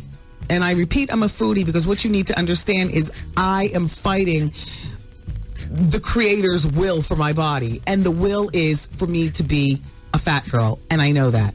And I am fighting it every day. And thank you, LA Weight Loss, for making the fight that much easier. I will never go back. I've discovered the secret. It's LA Weight Loss. You too can lose weight and feel great. Call 1-800-448-TRIM. Do it for yourself. If you have children who get this when you pick them up from school, is that your mom? Please don't do that to your kids. It's time. Your man, he's working a job. There's some sexy girls there. You go to the Christmas party. You know how the thinner girls look at you? Oh, I can get Jack. Look at his wife. Little do they know. The bigger the cushion, the better the pushing. But I'm saying, if you're a little too big, just a little, then call LA Weight Loss, 1-800-448-TRIM. It's LA Weight Loss. It's easy, it's affordable, and conveniently located. Call LA Weight Loss. Okay, good. All right, so, by the way, Pink has 20 different tattoos all over her body. Do you want to hear one of the ones that is the newest one? She's got a help button, help, H-E-L-P, inked on her arm.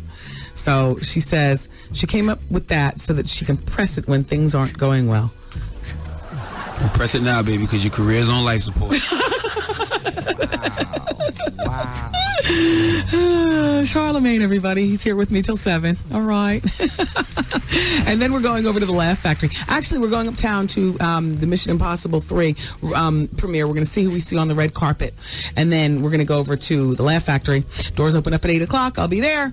Be there. Two fists in it. It's Wednesday. And Brooklyn Mike is actually hosting tonight. Drew Frazier is out of town, but he's still part of the team. But Brooklyn Mike is hosting tonight. And it's at 42nd Street and 8th Avenue. It's the Wendy Williams Comedy Experience at the Laugh Factory. And so it's all good. We need to continue with this break. We've got the entire bonus hour together. The bonus hour of the Wendy Williams Experience is coming up at 6 o'clock on 107.5 WBLS. It's Wendy with the throwback from way back. The Wendy Williams Experience. The Wendy Williams Experience. Dance and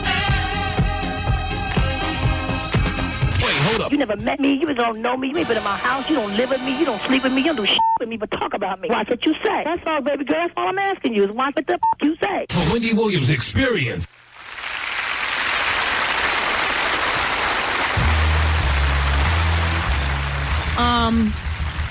It's the Wendy Williams Experience.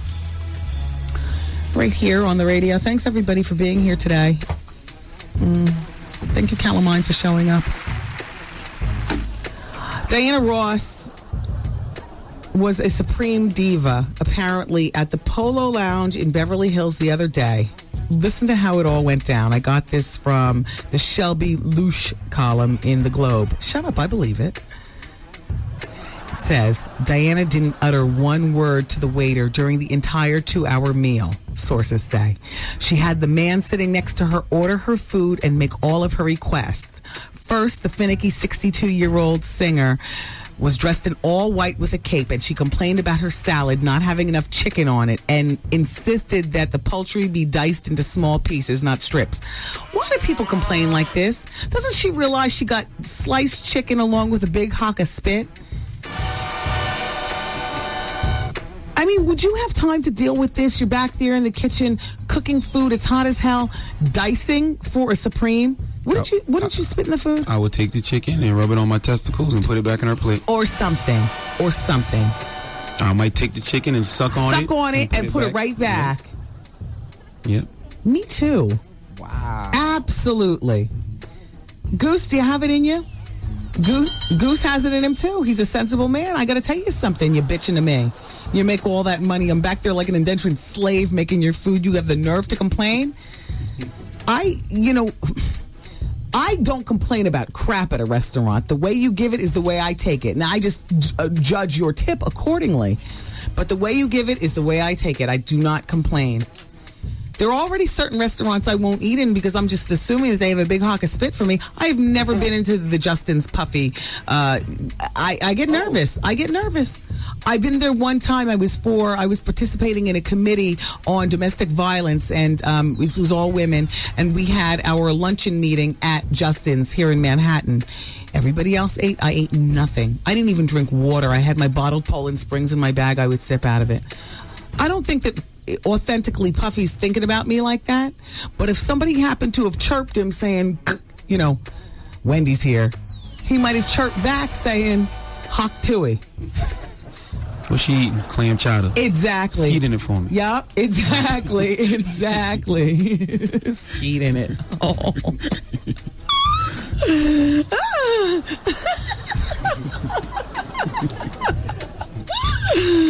I don't think I'm crazy for thinking of that, though. Not at all. Yeah. So anyway, she wants her chicken cut in pieces, not strips. It was immediately sent back to the kitchen and prepared to her liking. Then she wasn't happy with the raspberry sauce. Now, you know what the raspberry sauce would be. I'd squeeze a tampon on this broad's plate. No, well, hello. You want raspberry sauce? Squeeze this. I'm sorry. I'm back in the kitchen sweating. I got 6 kids at home. I'm 23 years old. And you're making me, do triple the work?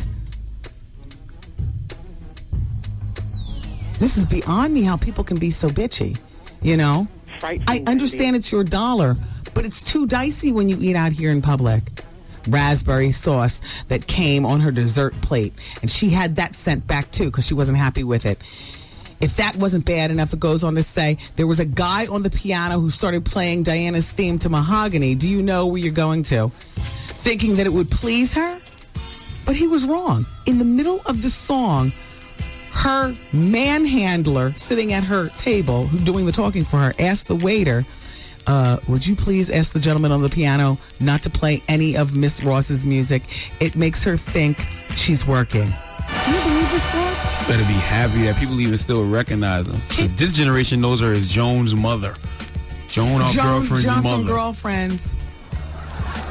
Well, here at The Experience, we respect her legend, but along with knowing her as a legend, well, Goose hit the appropriate button. Yes, because that grill work is legendary.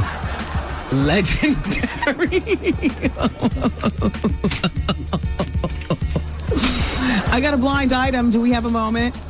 All right, I'll take it. Listen. Despite warnings from friends, she married an obviously gay man because she was in denial regarding his sexuality. She is a black female celebrity who spent all of her earnings on her well-groomed and fashionable man. The warnings were evident. He would only have backdoor sex with her. He loved to by the way, let me just cut in for a moment. Has anybody gotten this email allegedly from Kimora Simmons saying that the marriage was over years ago and that Russell's pecker hasn't worked properly for years, including the Viagra? I heard about that. I need a copy of that email. This is not Russell and Kimora, but when I think... Anyway, let me continue. Okay. He loved to check out men while in her presence, and he spoke in whispered tones on his cell phone.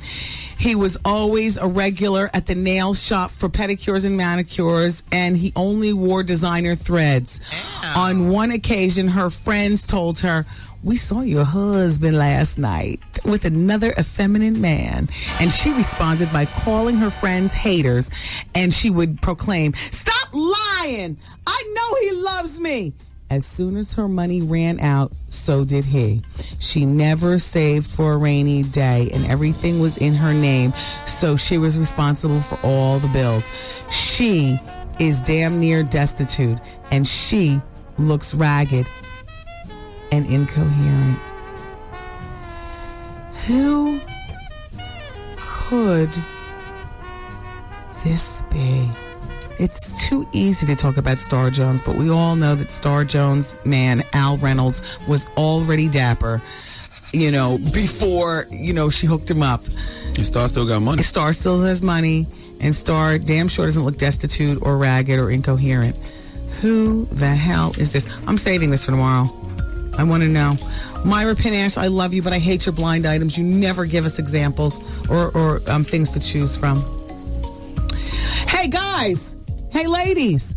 How much time do I have left on this break, El Gusamundo? You guys have 1 minute. Oh, 1 minute. Okay. I just got this through the email. Rules guys wish women knew. Number 1, ladies, learn to work the toilet seat. If it's up, put it down. What? Rule number 2, don't cut your hair ever. Huh? Rule number 3, sometimes he's not thinking about you. Live with it. Rule number 4, if you think you're fat, you probably are. Don't ask us. That's the guys. Rule number 5, anything you wear is fine, really. There's actually 24 of these rules, but I feel rushed against the clock. Let's see. Rule number 16, do not fake it. We would rather be ineffective than be deceived. Real talk. Rule number 14, yes and no are perfectly acceptable answers. Rule number 11, ask for what you want. Subtle hints do not work. Real talk. Shut up. Number 10, crying is blackmail. All right, here's another one. Do not rub the lamp if you don't want the genie to pop out. I gotta go. All right, you all. Thank you so much for listening. I love you for being here. I guess that's it. God willing, we'll be together again tomorrow. Take care. Bye-bye. Peace, party people. See you later. I'm saying bye-bye. Good night. Program complete.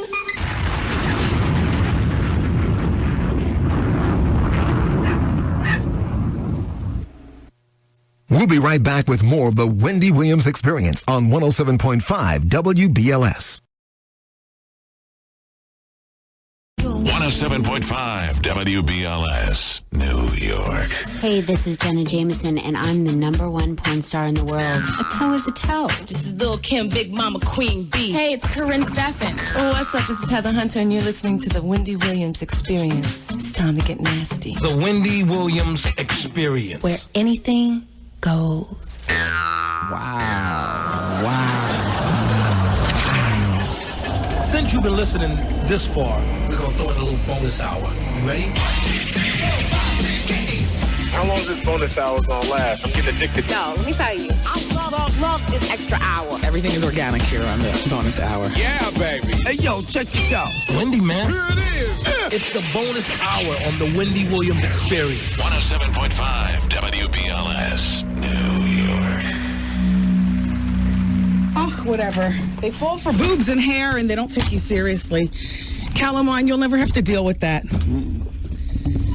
That's, I don't want to be well, Calamine anymore, and I want to be Sade. Sade. Men are so foolish. I was just explaining that to Charlamagne. Welcome, everybody, to the bonus hour. Hi, ladies who've worked hard all day in your St. John's knit, in your pantyhose, all tight in the office. You got to go home and get dinner ready. Hi, Al. Hey, Debbie B. Hey, Clay. Oh, I see what's going on. We've got royalty.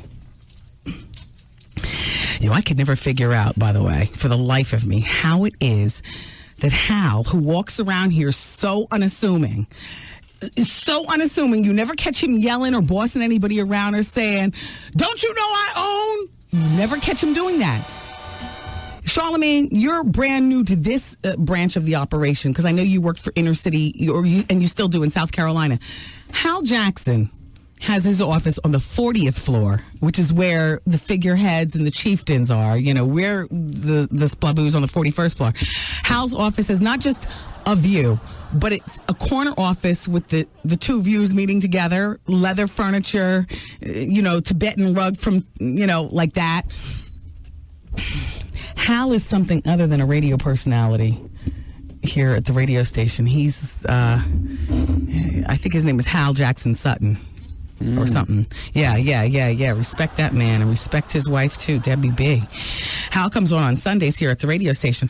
So anyway, let's move on. Enough. Calamine, you understand what I was saying now. What about the breast and the big hair? Yeah. Yeah. What I was trying to explain to Calamine is that, sometimes men don't take you seriously, and there are women who realize exactly why and what, and while men are busy looking, you're busy, getting what you need to get your G off, and there are other women who absolutely hate it, and I know I have girlfriends like that who wear turtlenecks and Birkenstocks every day. Like I refuse to fling it at work because flinging it at work means that people are, men are looking at you objectively as opposed to, I say use what you got to get what you want. If you're smart and you got a nice rack, use them both. Whatever works. Yeah, you know what I'm saying? I feel you. You don't have to look like Oprah. No. Well, I'm not saying that Oprah's ugly, but she's not attractive and out there, All I'm saying is that I know the legacy I want to pass to my son. And ultimately speaking, that legacy is a woman can be resourceful, as in I can use a nail file to screw in a kitchen cabinet. A woman can be disgusting, as in clay mask on my face, burp, and a throw-up robe. A woman can be beautiful, as in too much makeup and whatever. And women can be like guys, like when I was playing hockey with him on the driveway. Mm-hmm. Like I want to represent a well-rounded woman to my son, and whatever. Whatever works is what I say, which is why it's great to be a woman, because we have so many options, and it always makes me upset when women don't realize all the options that they have. Just being a woman alone. Are you kidding me? And I'm not talking about black, white, Indian, Asian. I'm just talking about in general. Being a woman is the best. Except when you want to have a baby and you can't have one. And I've been through that before, and Jennifer Lopez is going through that. And there's not 48 hours that passes where I don't think about Jennifer and her baby struggle, because I remember where I was. So they're saying that she's very upset emotionally regarding her former fiance, Ben Affleck, and his new wife, the actress Jennifer Garner. They had their first child, and Jennifer Lopez sent them a congratulatory basket and everything. But You know, the fact of the matter is that this Jennifer Lopez has been eating spinach and taking her folic acid and doing everything, you know, to prepare her body for carrying a child. And Mark Anthony is 37. Mark Anthony, they've been married for 2 years. Of course, they allegedly were seeing each other behind his wife and her boyfriend Puffy's back. But she says, here's her quote, "There's nothing more important to me than family. I've always wanted a family of my own. Jennifer feels like the baby train has left the station and she's not on it." Jen Garner's pregnancy was a real wake-up call because she turns 37 in March, and she's worried that it'll get more and more difficult to conceive as she gets older. She and Mark want a baby in the worst way. They make love like crazy, but Jennifer's still not pregnant. This is just my opinion, not BLS's opinion or anything. Mark Anthony doesn't want another baby. Mark Anthony has his 2 kids. Kids don't, in a lot of cases, mean to men what they mean to women. Do you know what I mean? Mm-hmm. Like, Mark wants Jennifer Lopez to have a baby because that'll make Jennifer Lopez happy. And a happy woman makes a calm household. And also, a woman with a child means that you're too busy to see what the hell I'm doing over here. You know what I mean? And that's a fact. I'm nervous, though, that the Cosmos might not have a baby in mind for Jennifer Lopez. That's what I'm thinking. My opinion is because she alleged she had abortions by Puffy, and you know the Wayans brothers. Well, I don't know about any abortion with that, and we don't know about any abortion with Puffy. But if you listen to what's the song called? I Need a Girl. Shalimar. I Need a Girl. Yeah. And not only that, but the worst thing, isn't one of the 10 commandments, thou shalt not covet another man's wife or husband. Right. Yeah. Well, in Jennifer's case, wasn't she messing around allegedly with Mark Anthony when he was married? While he was married to Dayanara Torres. Oh. She gets it in when she's married too, because her stuff just be overlapping. It seems. Yes, yes, Jennifer, you're an overlapping woman, and they say if she's not pregnant soon, friends are saying they may go the in vitro route. I say they do that now. I mean, do that now while you're 37. She's 37? She's about to be 37. She's about to turn 37. Why do you say that like that's a fossil? Wow, I mean, I didn't. How dare you? Nah, I know. I'm just saying. I didn't think she was that older. Excuse me? That old is what you meant to say. No, that old. I didn't think she was that much older. I didn't think she was 37. What is old to you when you're 25? Be honest. 70. No. No, really. 35. That's old. Nah, that's not old. That's seasoned. 35 is seasoned. Is 50 old? 50 is seasoned with experience. Let me just try to think of somebody who's really attractive, who's... Okay, well, I'll give you an example. And by the way, one of my former interns, Ashina, who happened to have landed a regular paying job here at WBLS, she had a celebrity spotting, and she came and told me about it earlier today. Vanessa Williams, friend in my head, love her in real life. We have an amazing connection. Hey, Vanessa! And she's a fan of the show, too. She and her ex-husband, boyfriend, baby's father, Rick Fox, were spotted right outside of B. Smith's last night in the theater district, holding hands and looking every bit like a couple.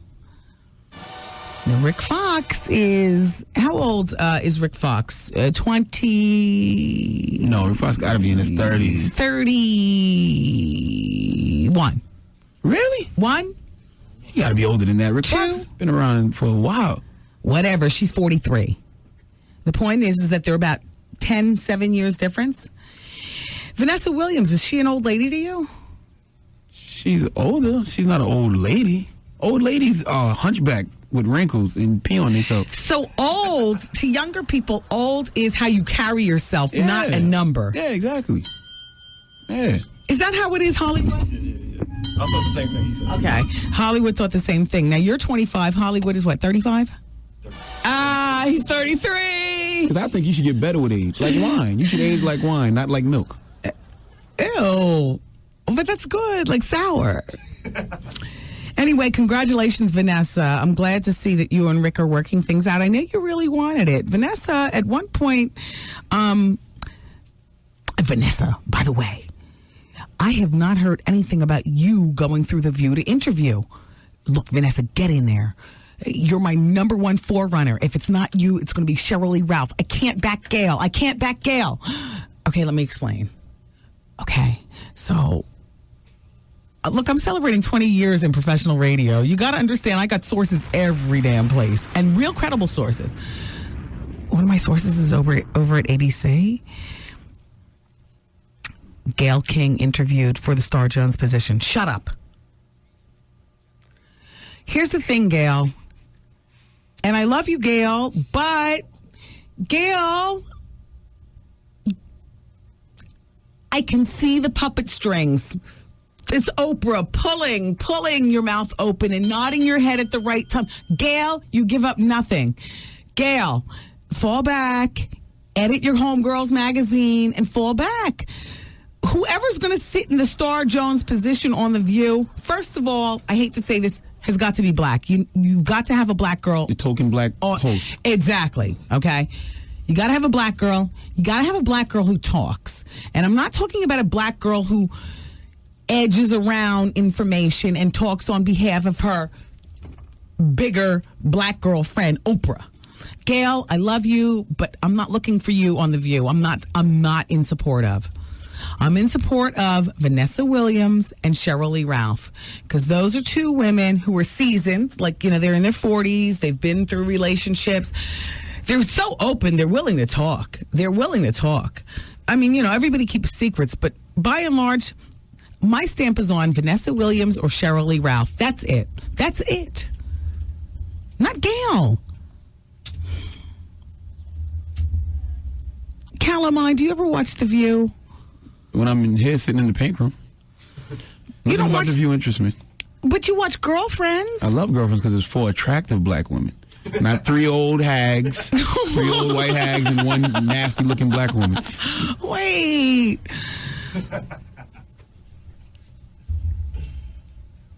I thought you were a friend of the girls. What girls? Meredith and I don't care about those old hags. Joan, Meredith, Star, Tony. Can we talk about Vivica Fox? Yeah. She's not. Now she's 40. But she's not, about to be 41. She's not aging well. She's not aging like wine. She's aging like milk. Okay, let's pull out the pictures. What is wrong? The lips. Can be fixed. Too much collagen. Okay. Boob job is not working. Why? You saw the picture of the dent? Yes. Look, that was a bad shot. Look. I mean, you're too picky. Go ahead. I like old Vivica. Set it off, Vivica. And you know what killed me was when she came out at the MTV Awards last year in Miami. I love that. No. Rep for us. I would never do that, but I love that. An old woman is not supposed to do that. She's supposed to be seasoned. She's supposed to be like a fine wine. That's spoiled milk. What is she supposed to be in the audience with a St. John's knit and a pair of Todd shoes? Looking attractive. You know, it was dope when they had the BET Awards. Yeah. And this was before her and 50 had allegedly started kicking it, but she was in the crowd like sizing up that young dude like, yeah, I'm going to get that. That was sexy. That's how an old woman supposed to come at you. So what about when she was on the red carpet with 50 at the MTV Video Music Awards and she was in cut-up stuff? That was kind of borderline. She looked attractive, though. She did look attractive at the MTV Awards. Reachy? Yeah, she looked like she was reaching. She did look like she was reaching, exactly. That's what she looked like. And that led to her coming out on stage with the little short shorts, dropping it like it's hot with Little John, which a woman of her age shouldn't be doing.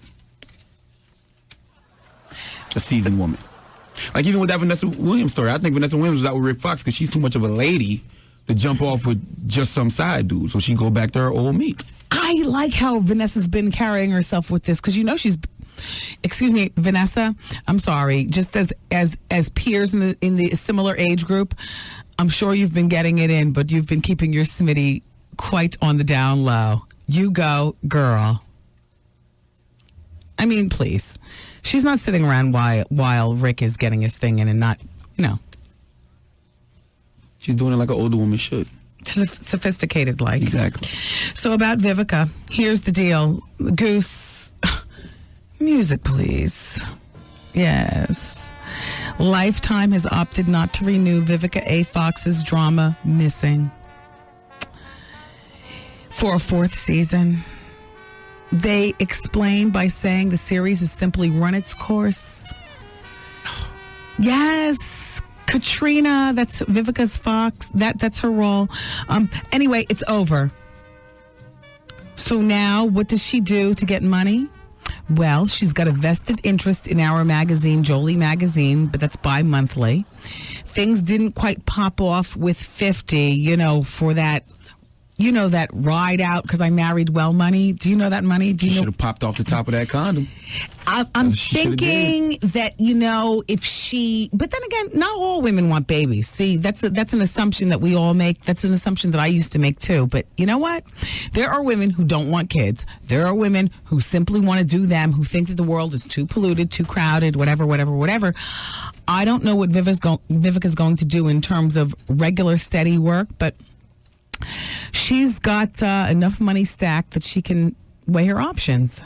In the meantime, Vivica, I think you need another high-profile young boyfriend. I mean, I'm sorry, but I really do think, and I've got to tell you something, Vivica, I don't know how solid T.I. and Tiny are. After he gets over the trauma of the shooting, you probably need to show up someplace where he shows up. He likes threesomes and stuff, though, Viv. And please, don't, please. Vivica might as well get her a white CEO, man. I give her the green light to go ahead and get a white man. She need a white dude. It's going to treat her right. Like Holly. Holly wouldn't got her a white dude. Holly has never been as sistified as Vivica. Vivica is, right? Hollywood, you can give us the nod. You don't have a microphone, but you can give us a nod. Is Vivica more sistified than Halle Berry? Yeah, hell yeah.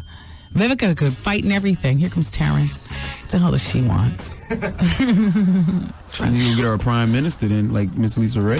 Lisa Ray landed the mother load just in time for the season. All of us, that whole show has been canceled. Lisa Ray's running off with a prime minister, which, as we learned, is equivalent to a state senator, which isn't quite as much power as a president or a U.S. senator, but at least he rules over something. It's better than a rapper. It's just better than a rapper. Unless you get that top echelon like a Jay-Z or a 50 Eminem. Yeah, exactly. And Free is, Free. Ooh. I meant Beyonce's not letting him go anywhere. No time soon. Do you want to talk about movies? I never see movies. I could give a crap. Do you go to movies, Calamine? Not often. So you're in a place. Now, you live in a really nice place. I went to Calamine's apartment. He lives in a really, really nice apartment with a private elevator and everything. But you haven't gotten your cable turned on yet. Mm-mm. And you haven't gotten your TV. Do you have a TV? I didn't even. Mm-hmm. You have a TV. Does it get frequency? I haven't tried to turn it on. He reads books. Yeah. And he goes out. Have you met any New York girls? I met a lot of them. But like I said, I'm not ready to reveal my big worm to the Big Apple yet. Dumbass. Wait till Dons and Divas. Here's my theory on Calamine. Act like you're not here. My theory on Calamine, Hollywood, is that he's scared of New York women. Why you say that? I'm turning the microphone around because we only have one microphone between the two of us. Sorry if you hear the squeaking. The reason that I say that is because his writing. Have you seen his handwriting? I heard it's real small, tiny. He writes like the killer. Calamine's handwriting is about a 16th of an inch or smaller. It's really small. It's hiding the bigger picture, and I don't know what it is, and we still haven't asked him what he went to jail for. This is probably that time. Yes. Calamine? First time I went to jail for assault and battery with intent to kill. One time was pointing and presenting a firearm. Distribution of marijuana, possession of cocaine. But you've never done coke. At least what you told me. Possession of cocaine doesn't mean you use it. But you know. But you don't smoke it was what weed. it was. At least what you told me. distribution is, selling. How do you know your product if you're not sampling the goods? It's like I can't make decent tacos. Remember when you came over for tacos? I was all dipping in them. I used to smoke back in the days. I just can't do it no more because when I smoke, I'm like the little dude off 6th Sense. I see all kind of stuff. I'm serious, man. I see ridiculous things when I smoke weed.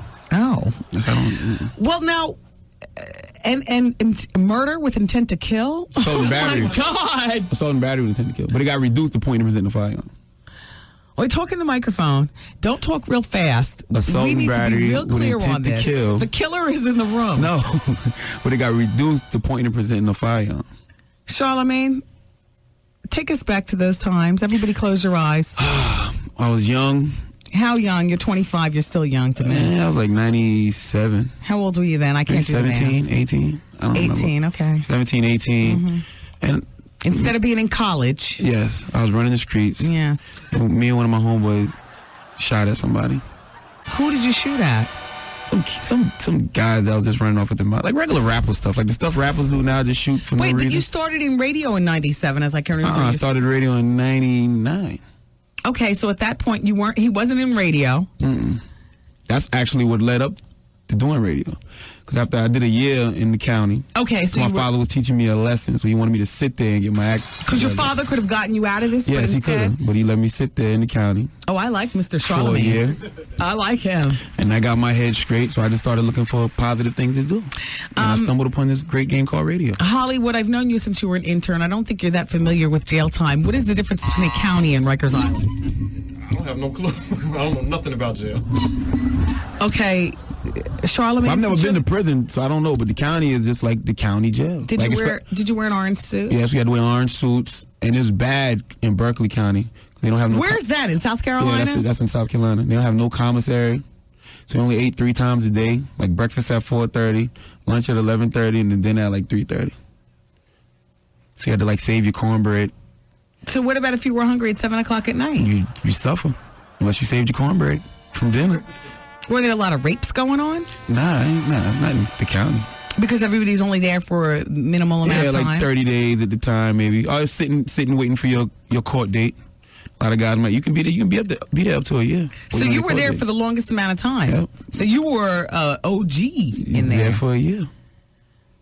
Wow. So where's your boy, your partner in crime? He's still there. That's my dude. He in the street. So now you're here. You're part of this show. You've made a life better for yourself thanks to your father trying to teach you a lesson. Mm-hmm. What exactly does your homeboy do?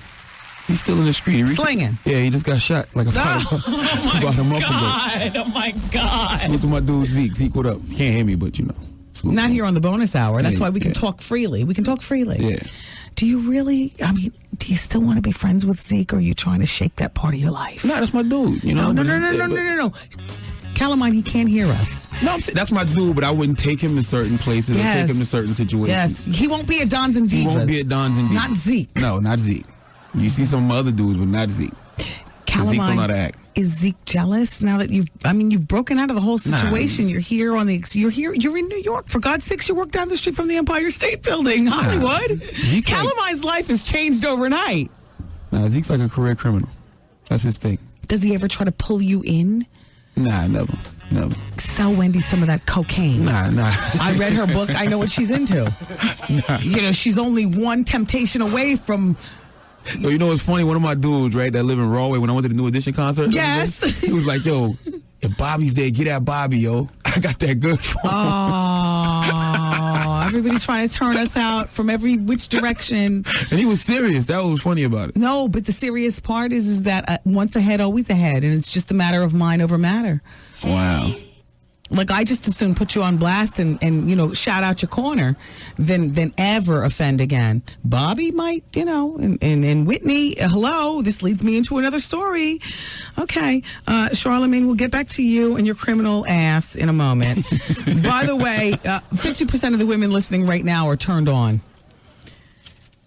Why is that? You work hard all your life. Well, you were 19 and robbing and stealing. Hollywood was 19 and he was an intern, a decent boy from Yonkers, trying to make the most of his life. I bet you Charlamagne. You follow what I'm saying? Why is that? Because I ain't want a cellmate named Bubba. But you got to turn into a corporate thug. Oh, shut up. That's what I'm doing now, corporate thugging. In the meantime, let me just get to my Whitney Houston story, but I can tell you guys about it ahead of time. Whitney has escaped from rehab. She's back out in the street. And it's really, really terrible. Drug ravaged, here it is from the Globe magazine. Drug ravaged Whitney Houston has bolted from rehab, and friends now fear she'll end up dead within 12 months.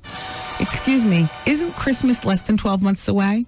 Christmas is less than 7 months away. Okay, because my prediction was she won't see Christmas.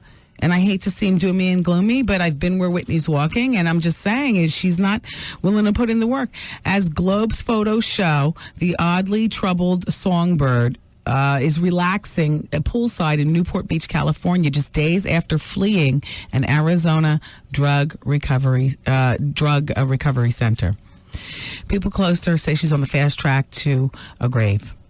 Blah, blah, blah, so on and so forth, blah, blah, blah. You know the rest of the story. Whitney's on the loose again, everybody. Whitney's on the loose again. So all you crack dealers, re-up. And Bobby's touring the country with New Edition. I don't know what to say. Except Star Jones is about to be out of a job. Did we already talk about this? No. Don't you love my segues tonight?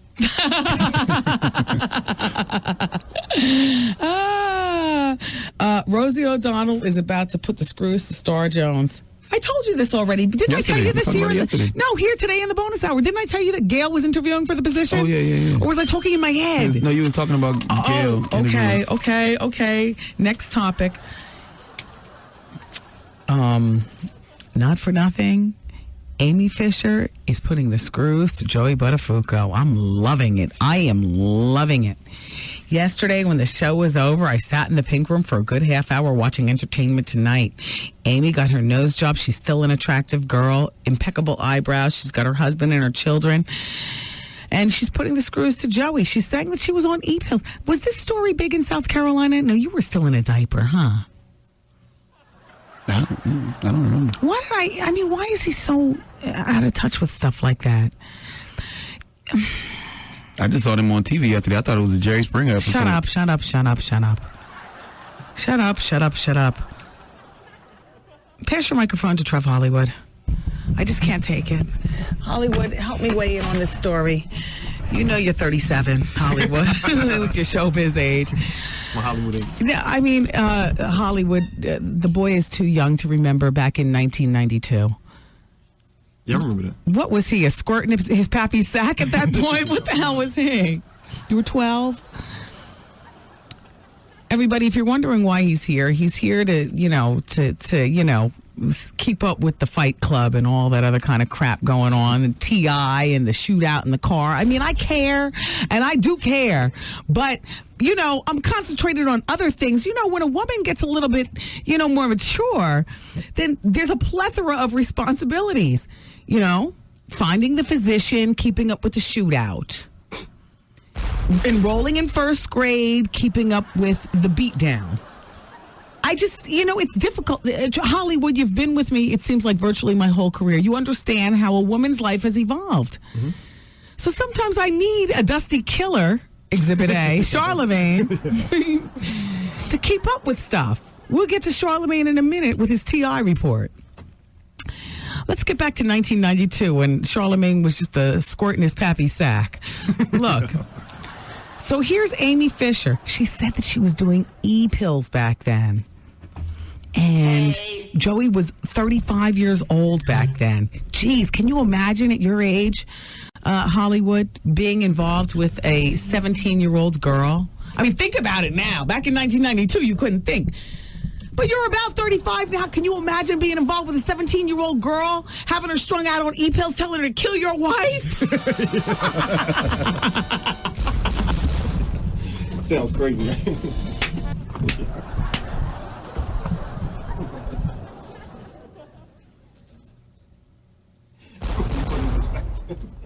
Yo! Where'd she get the gun from? Yo, I couldn't imagine, yo. Yes, of course, Joey gave her the gun. She might have gotten the E-pills from her friends in school. You know what I'm saying? But the point is that he didn't love her. He wanted to get rid of his wife.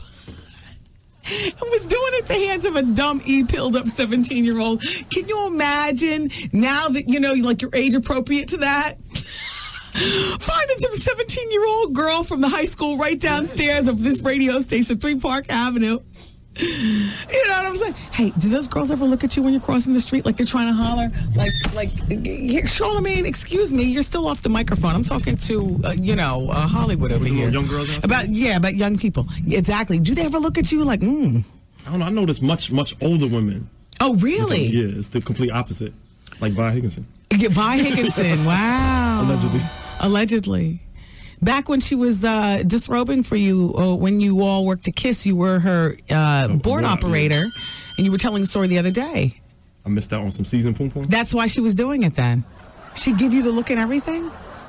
Maybe I was... Get up to the microphone. Get up to the microphone. Wait, I want to hear every word. I want to hear every word. No. Don't, you don't want it, really. Welcome to the experience. Get up on the mic. So Vi is about 20 years older than you. Radio legend, woman of a certain age. It was only you and she in the studio. You're running the board, and she's changing her clothes, emptying her purse. And you felt something? Vi, this is just a young man's perspective. Go. Maybe I was just a little naive and I didn't know what was going on. No. I was kind of naive back then. You felt something. I think. All right, I did. Yeah.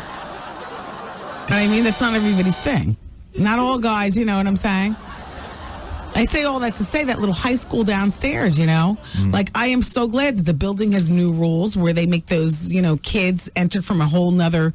You ever notice? Have you noticed that? They enter from a whole nother entrance than the rest of us. I thought that was to keep them from the celebrities. No, that's to keep them from doing things like shouting out and being ignorant. The kids are they're not all of them, but a lot of the high school kids that go to that high school down in the basement, they were ignorant. They would stand around harassing people and so on and so forth. And Miss Wendy still got it, Those little boys, they'd be hollering. Yeah. And I keep on my sunglasses and I ignore it. But, they have no separation, And, not for nothing, me and, Big Kev, we've gotten into it a few times with those kids down there because, when the boys get disrespectful and I'm by myself, I might give them the finger and just keep walking, Mm-hmm. But you get disrespectful in front of, somebody's husband? You're about to fight out there on the sidewalk. A lot of that was happening. Not just with me. I'm just talking about in general. Mm-hmm. And that's why those kids have another entrance. But the bigger picture is that Miss Wendy still got it. And that was enough. I don't need to holler at a 17-year-old. Like, let's bring this all back around. Like Joey Buttafuoco. Oprah's doing something on the piece. I have no idea what exactly. Mary Jo is 51 now, and they have 2 kids together, and they remained together until 2003. Then they got their divorce. He moved out to L.A. Last I heard, he was working craft services, bagel, extra cheese, whatever, on the set of movies. I like Amy's stance, though. I like to see the feistiness. You go, Amy.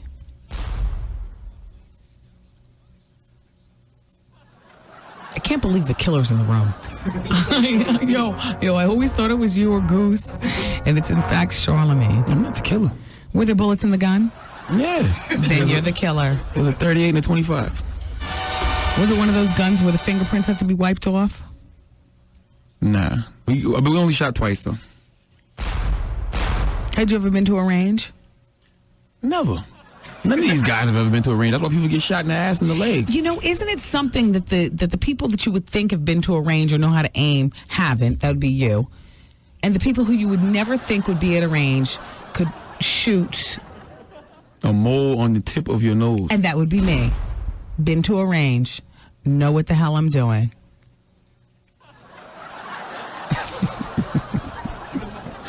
Have I?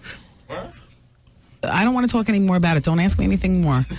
But just understand and recognize and realize. Yeah. Wow. That's why I don't understand all these guys walking around with bulletproof vests. You need to get bulletproof pants. Because none of these guys can shoot. That's why you're always getting hit in the leg or the butt. They shot 21 rounds at Gravy and only hit him once in the behind. One time in the butt. Hey, yo, and I know you were down with the conspiracy theory. We're going to get ready to go into a break because we're doing the Pick Your Pleasure. But, I understand that really was like enemy fire against Gravy. And the same guy is after Mino. I heard that the guy that... I don't know if it was the guy, but the altercation happened because Gravy denied somebody the chance to come up with him and do the interview. Like, yo, let me come up there with you. And I'm like, nah. And that's where the shots rang out. Who gets shot over being denied to do an interview? I don't know. I have no idea. I got to tell you something. The ultimate denier is usually the jock. Like when Mobb Deep was here yesterday, they had a lot of people with them. And Terry, our producer, said, there's all these people, I said, well, I don't want all of them on the mic. I'll take Prodigy, Havoc, and Alchemist. That's it. And Alchemist is not going to get prime, but I just want to acknowledge that he's in the room because I like him. I don't have all those people in the room. Wow, you get shot over stuff like that these days. These guys are shooting each other over less than nothing. They need to go to breakdancing school. My God. Start learning Kid and Play's kick steps again. My God. My God. Take it back to when it was all fun. Wow. I had no idea. Look, we're going to take a break. We've got your Pick Your Pleasure coming up. Keep it right here. It's Wendy until 7, and then Vaughn Harper in the Quiet Storm on WBLS. Hey, this your man, Steve Harvey. It's Pick Your Pleasure time. The choice is all yours. Call now to win. 212-545-1075. And be number 10. Right here on the one that pays, baby. 107.5 WBLS. Hey, VLS, who's calling? Virginia. Yeah, where are you calling from? From Brentwood, Long Island. Okay, look, let's get right to it. You've got 3 things to choose from in our WBLS pleasure chest. The first thing is a Prada gold chain belt, or perhaps tickets for you and 3 of your friends to see Anthony Hamilton this Thursday night at the Beacon Theater. You'll go there in limo style, be part of the meet and greet, and meet Anthony. Or, here's the third thing, a Christian Dior black calfscan logo engraved card holder, as in business cards. Okay, there are your 3 things. Pick your pleasure. Number 1. Oh, good choice. Congratulations. Let everybody know your station. WBLS. What's up, y'all? This is Vivian Green, and you're listening to the bonus hour on 107.5 WBLS. We're back. To the main part of this show. Making winners all the time. All right, we never talked about the movies. I'm going to just over this real quick. The Kingdom. Jamie Foxx is going to join an actor by the name of Christopher Cooper. Do we know who that is? Never heard of him. Peter Berg is directing. Who's that? I don't know. The project begins production in the spring. Good for Jamie. He's working. Will Smith. How you doing? He's going to do a film called The Pursuit of Happiness. Released December 15th. Who cares? I like that everybody's working, but I don't go to the movies. All right, let's keep it moving. The Laugh Factory tonight. Calamine. I'm there. Okay. We got there late last week. This week we're going to be there. Drew Frazier. We're going to be there on time. Doors open up at 8 o'clock. And the comedy starts at 9 o'clock. We're going to try to run uptown and get to the Black People opening of Mission Impossible 3 at the Magic Johnson Theater. We'll just drive around, until 8 o'clock. Then we'll go to Laugh Factory, have drinks. You'll have your usual, greasy food fare. Yes. I can never figure out on Wednesdays, he never gets, good food here at the studio. You know what I mean? As soon as we get to the Laugh Factory, French fries and chicken nuggets and, A shot of Hennessy. Yeah, a shot of Hennessy. Hey. Yeah. Mm-hmm. So it was really good last night. Joe Torre stopped by. Had you ever met him before?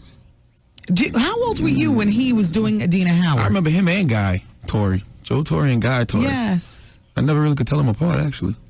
No, how old were you back then? 12 again? Probably. Yeah, 12. Mm-hmm. Sometimes I get caught in a time warp when I talk to him, Calamine. You know what I mean? Tawny Katane has turned out on coke. Did you know that? Do you know who Tawny Katane is? Do you remember White Snake? Never heard of it. There's a radio station in this town called WPLJ 95.5. They do the exact same thing today as they did when I worked for them. For a brief moment in my career, I worked for WPLJ. I was on 10 p.m. to 2 a.m. And we played the White Snake and the Tawny Katane. Holly, would you remember? Her legs wide open. She was a rock video girl. Now she's on Surreal Life. Do you watch Surreal Life? Yes, she was the one on top of the car. Exactly. In the meantime, do you know that she smuggled cocaine in a shampoo bottle onto the set of Surreal Life 6, which is the Surreal Life she's on right now? She's still doing coke. She's 44. She's a MILF, though. Anyway, she's 44, and she was a former lover of O.J. Simpson. That's right up your mid, Allie. Yeah, exactly. Well, ultimately, she overdosed and landed in rehab just days before the new season of VH1's Surreal Life began on TV, April 10th. Can you believe that? Tawny, they say, was obviously doing coke, but she was pretending to be on the wagon, show insiders say. See, we got to be careful, because when Wendy Williams on Fire ramps up on VH1, we're going to have these show insiders gossiping about us, too. Look at me already acting as if somebody cares. Wasn't cocaine like the rich man's drug at one time? Not at $35 a gram. Hell no. You can do coke all day long and still have money for your rent and everything. I know that's why people hid their coke addiction, though. Like, why they don't do it out in the open, like people that smoke reefer? Speaking as an ex-offender, it was more of a morality issue. Like, to me, in my opinion, coke was only $35 a gram when I was in my heyday. I mean, you know, doing 3 grams in a night was not a big deal in the bigger scheme of things. And I wasn't even, in my heyday, I was not making a fraction of what's going on right now. But I could have done coke all day and night and never gone broke. And I did not have people giving it to me free. And I did not have boyfriends or friends buying it. The reason that I kept it secret is because, morally speaking, it was the devil. Like, you know, you can smoke weed. See, this is when people were wearing leather medallions. Me, myself, and I. You know what I'm saying? All this, you know, black power consciousness and stuff like that. And I'm doing coke. Little did I know, everybody else was doing it too. I could have had, Mary J. Blige and a bunch of other famous partners in crime paying for it and supplying. I had no idea. It was more of like a moral thing, though. You know, I never missed rent. I never spent anywhere near a last dime doing coke. It just got to be too much. Keeping up with the lie and morally speaking and feeling guilty. You know, being high at the Thanksgiving dinner table when your family's like the Huxtables is not a good look. Oh, Lisa Bonet is passed out in her gravy over there. Constant nose drip while Mr. Huxtable is leading the prayer and Mrs. Huxtable is, you know what I mean? It was like, oh my God, the guilt. To this day, I mean, I feel like, you know, I missed out on time, and there's a part of me that feels guilty, you know, about like the moral part. I wasn't raised to be like that. You know what I mean? I know my parents knew, but they didn't know what to do, so they did nothing, but only because they didn't know what to do. Anyway, let's not talk about that, please. And don't mistake my throat clearing for crying. I am not crying. I had cream in my coffee this morning. I get a little phlegmy. So Tawny's 43. Tawny was obviously, they say, doing coke, pretending to be on the wagon. She complained that she had a sinus infection. Oh, yes, I remember saying that many times. Sinus infection. That's why her nose was constantly running. They began noticing white powder on her nostrils. Say. This is over at the Surreal Life show. Word spread that she'd fallen off the wagon, so when a package of shampoo and conditioner arrived, producers intercepted the package. Everyone was suspicious, and everyone's suspicions were confirmed when the shampoo bottle was found to be full of cocaine. Now, let me just say, are there any ex-offenders in the room? Well, you're not an ex-offender, but certainly you're an ex-dealer. How much is a shampoo bottle full of cocaine? Let me see how his street skills are on, or was he lying? Go I don't ahead. know, but that's a lot.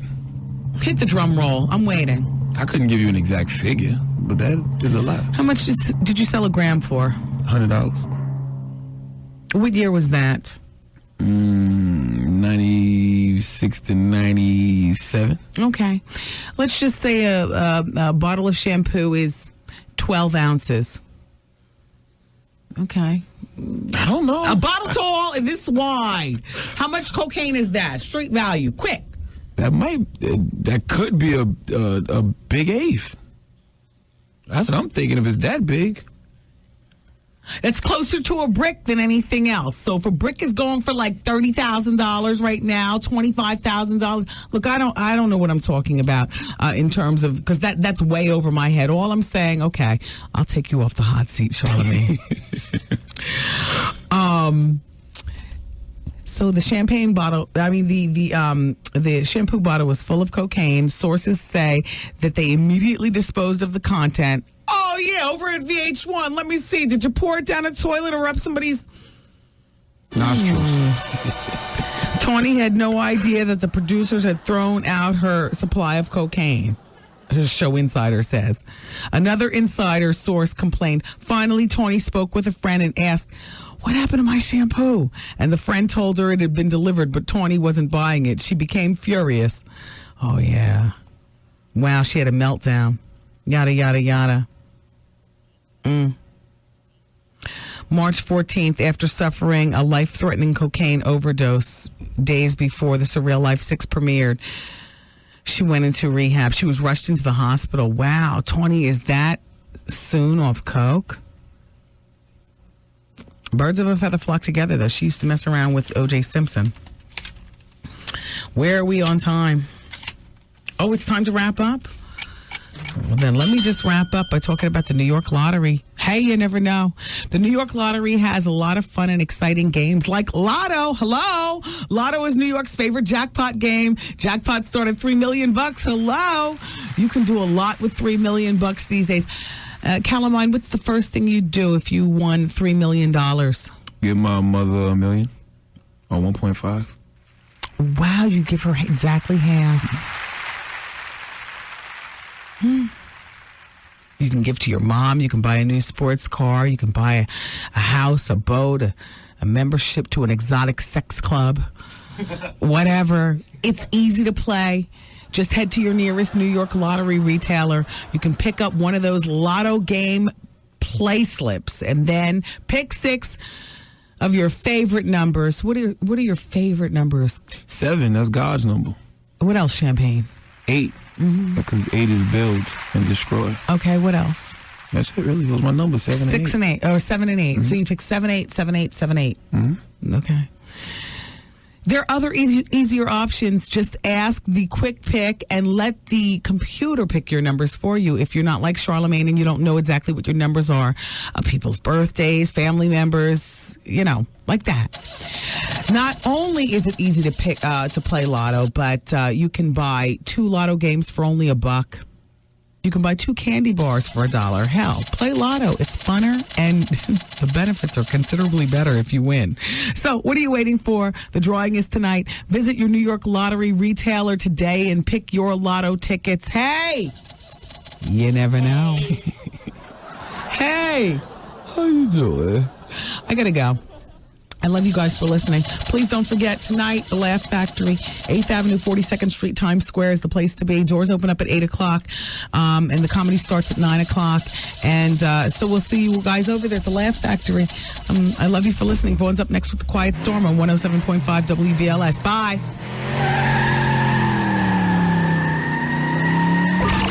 The Wendy Williams broadcast day has completed.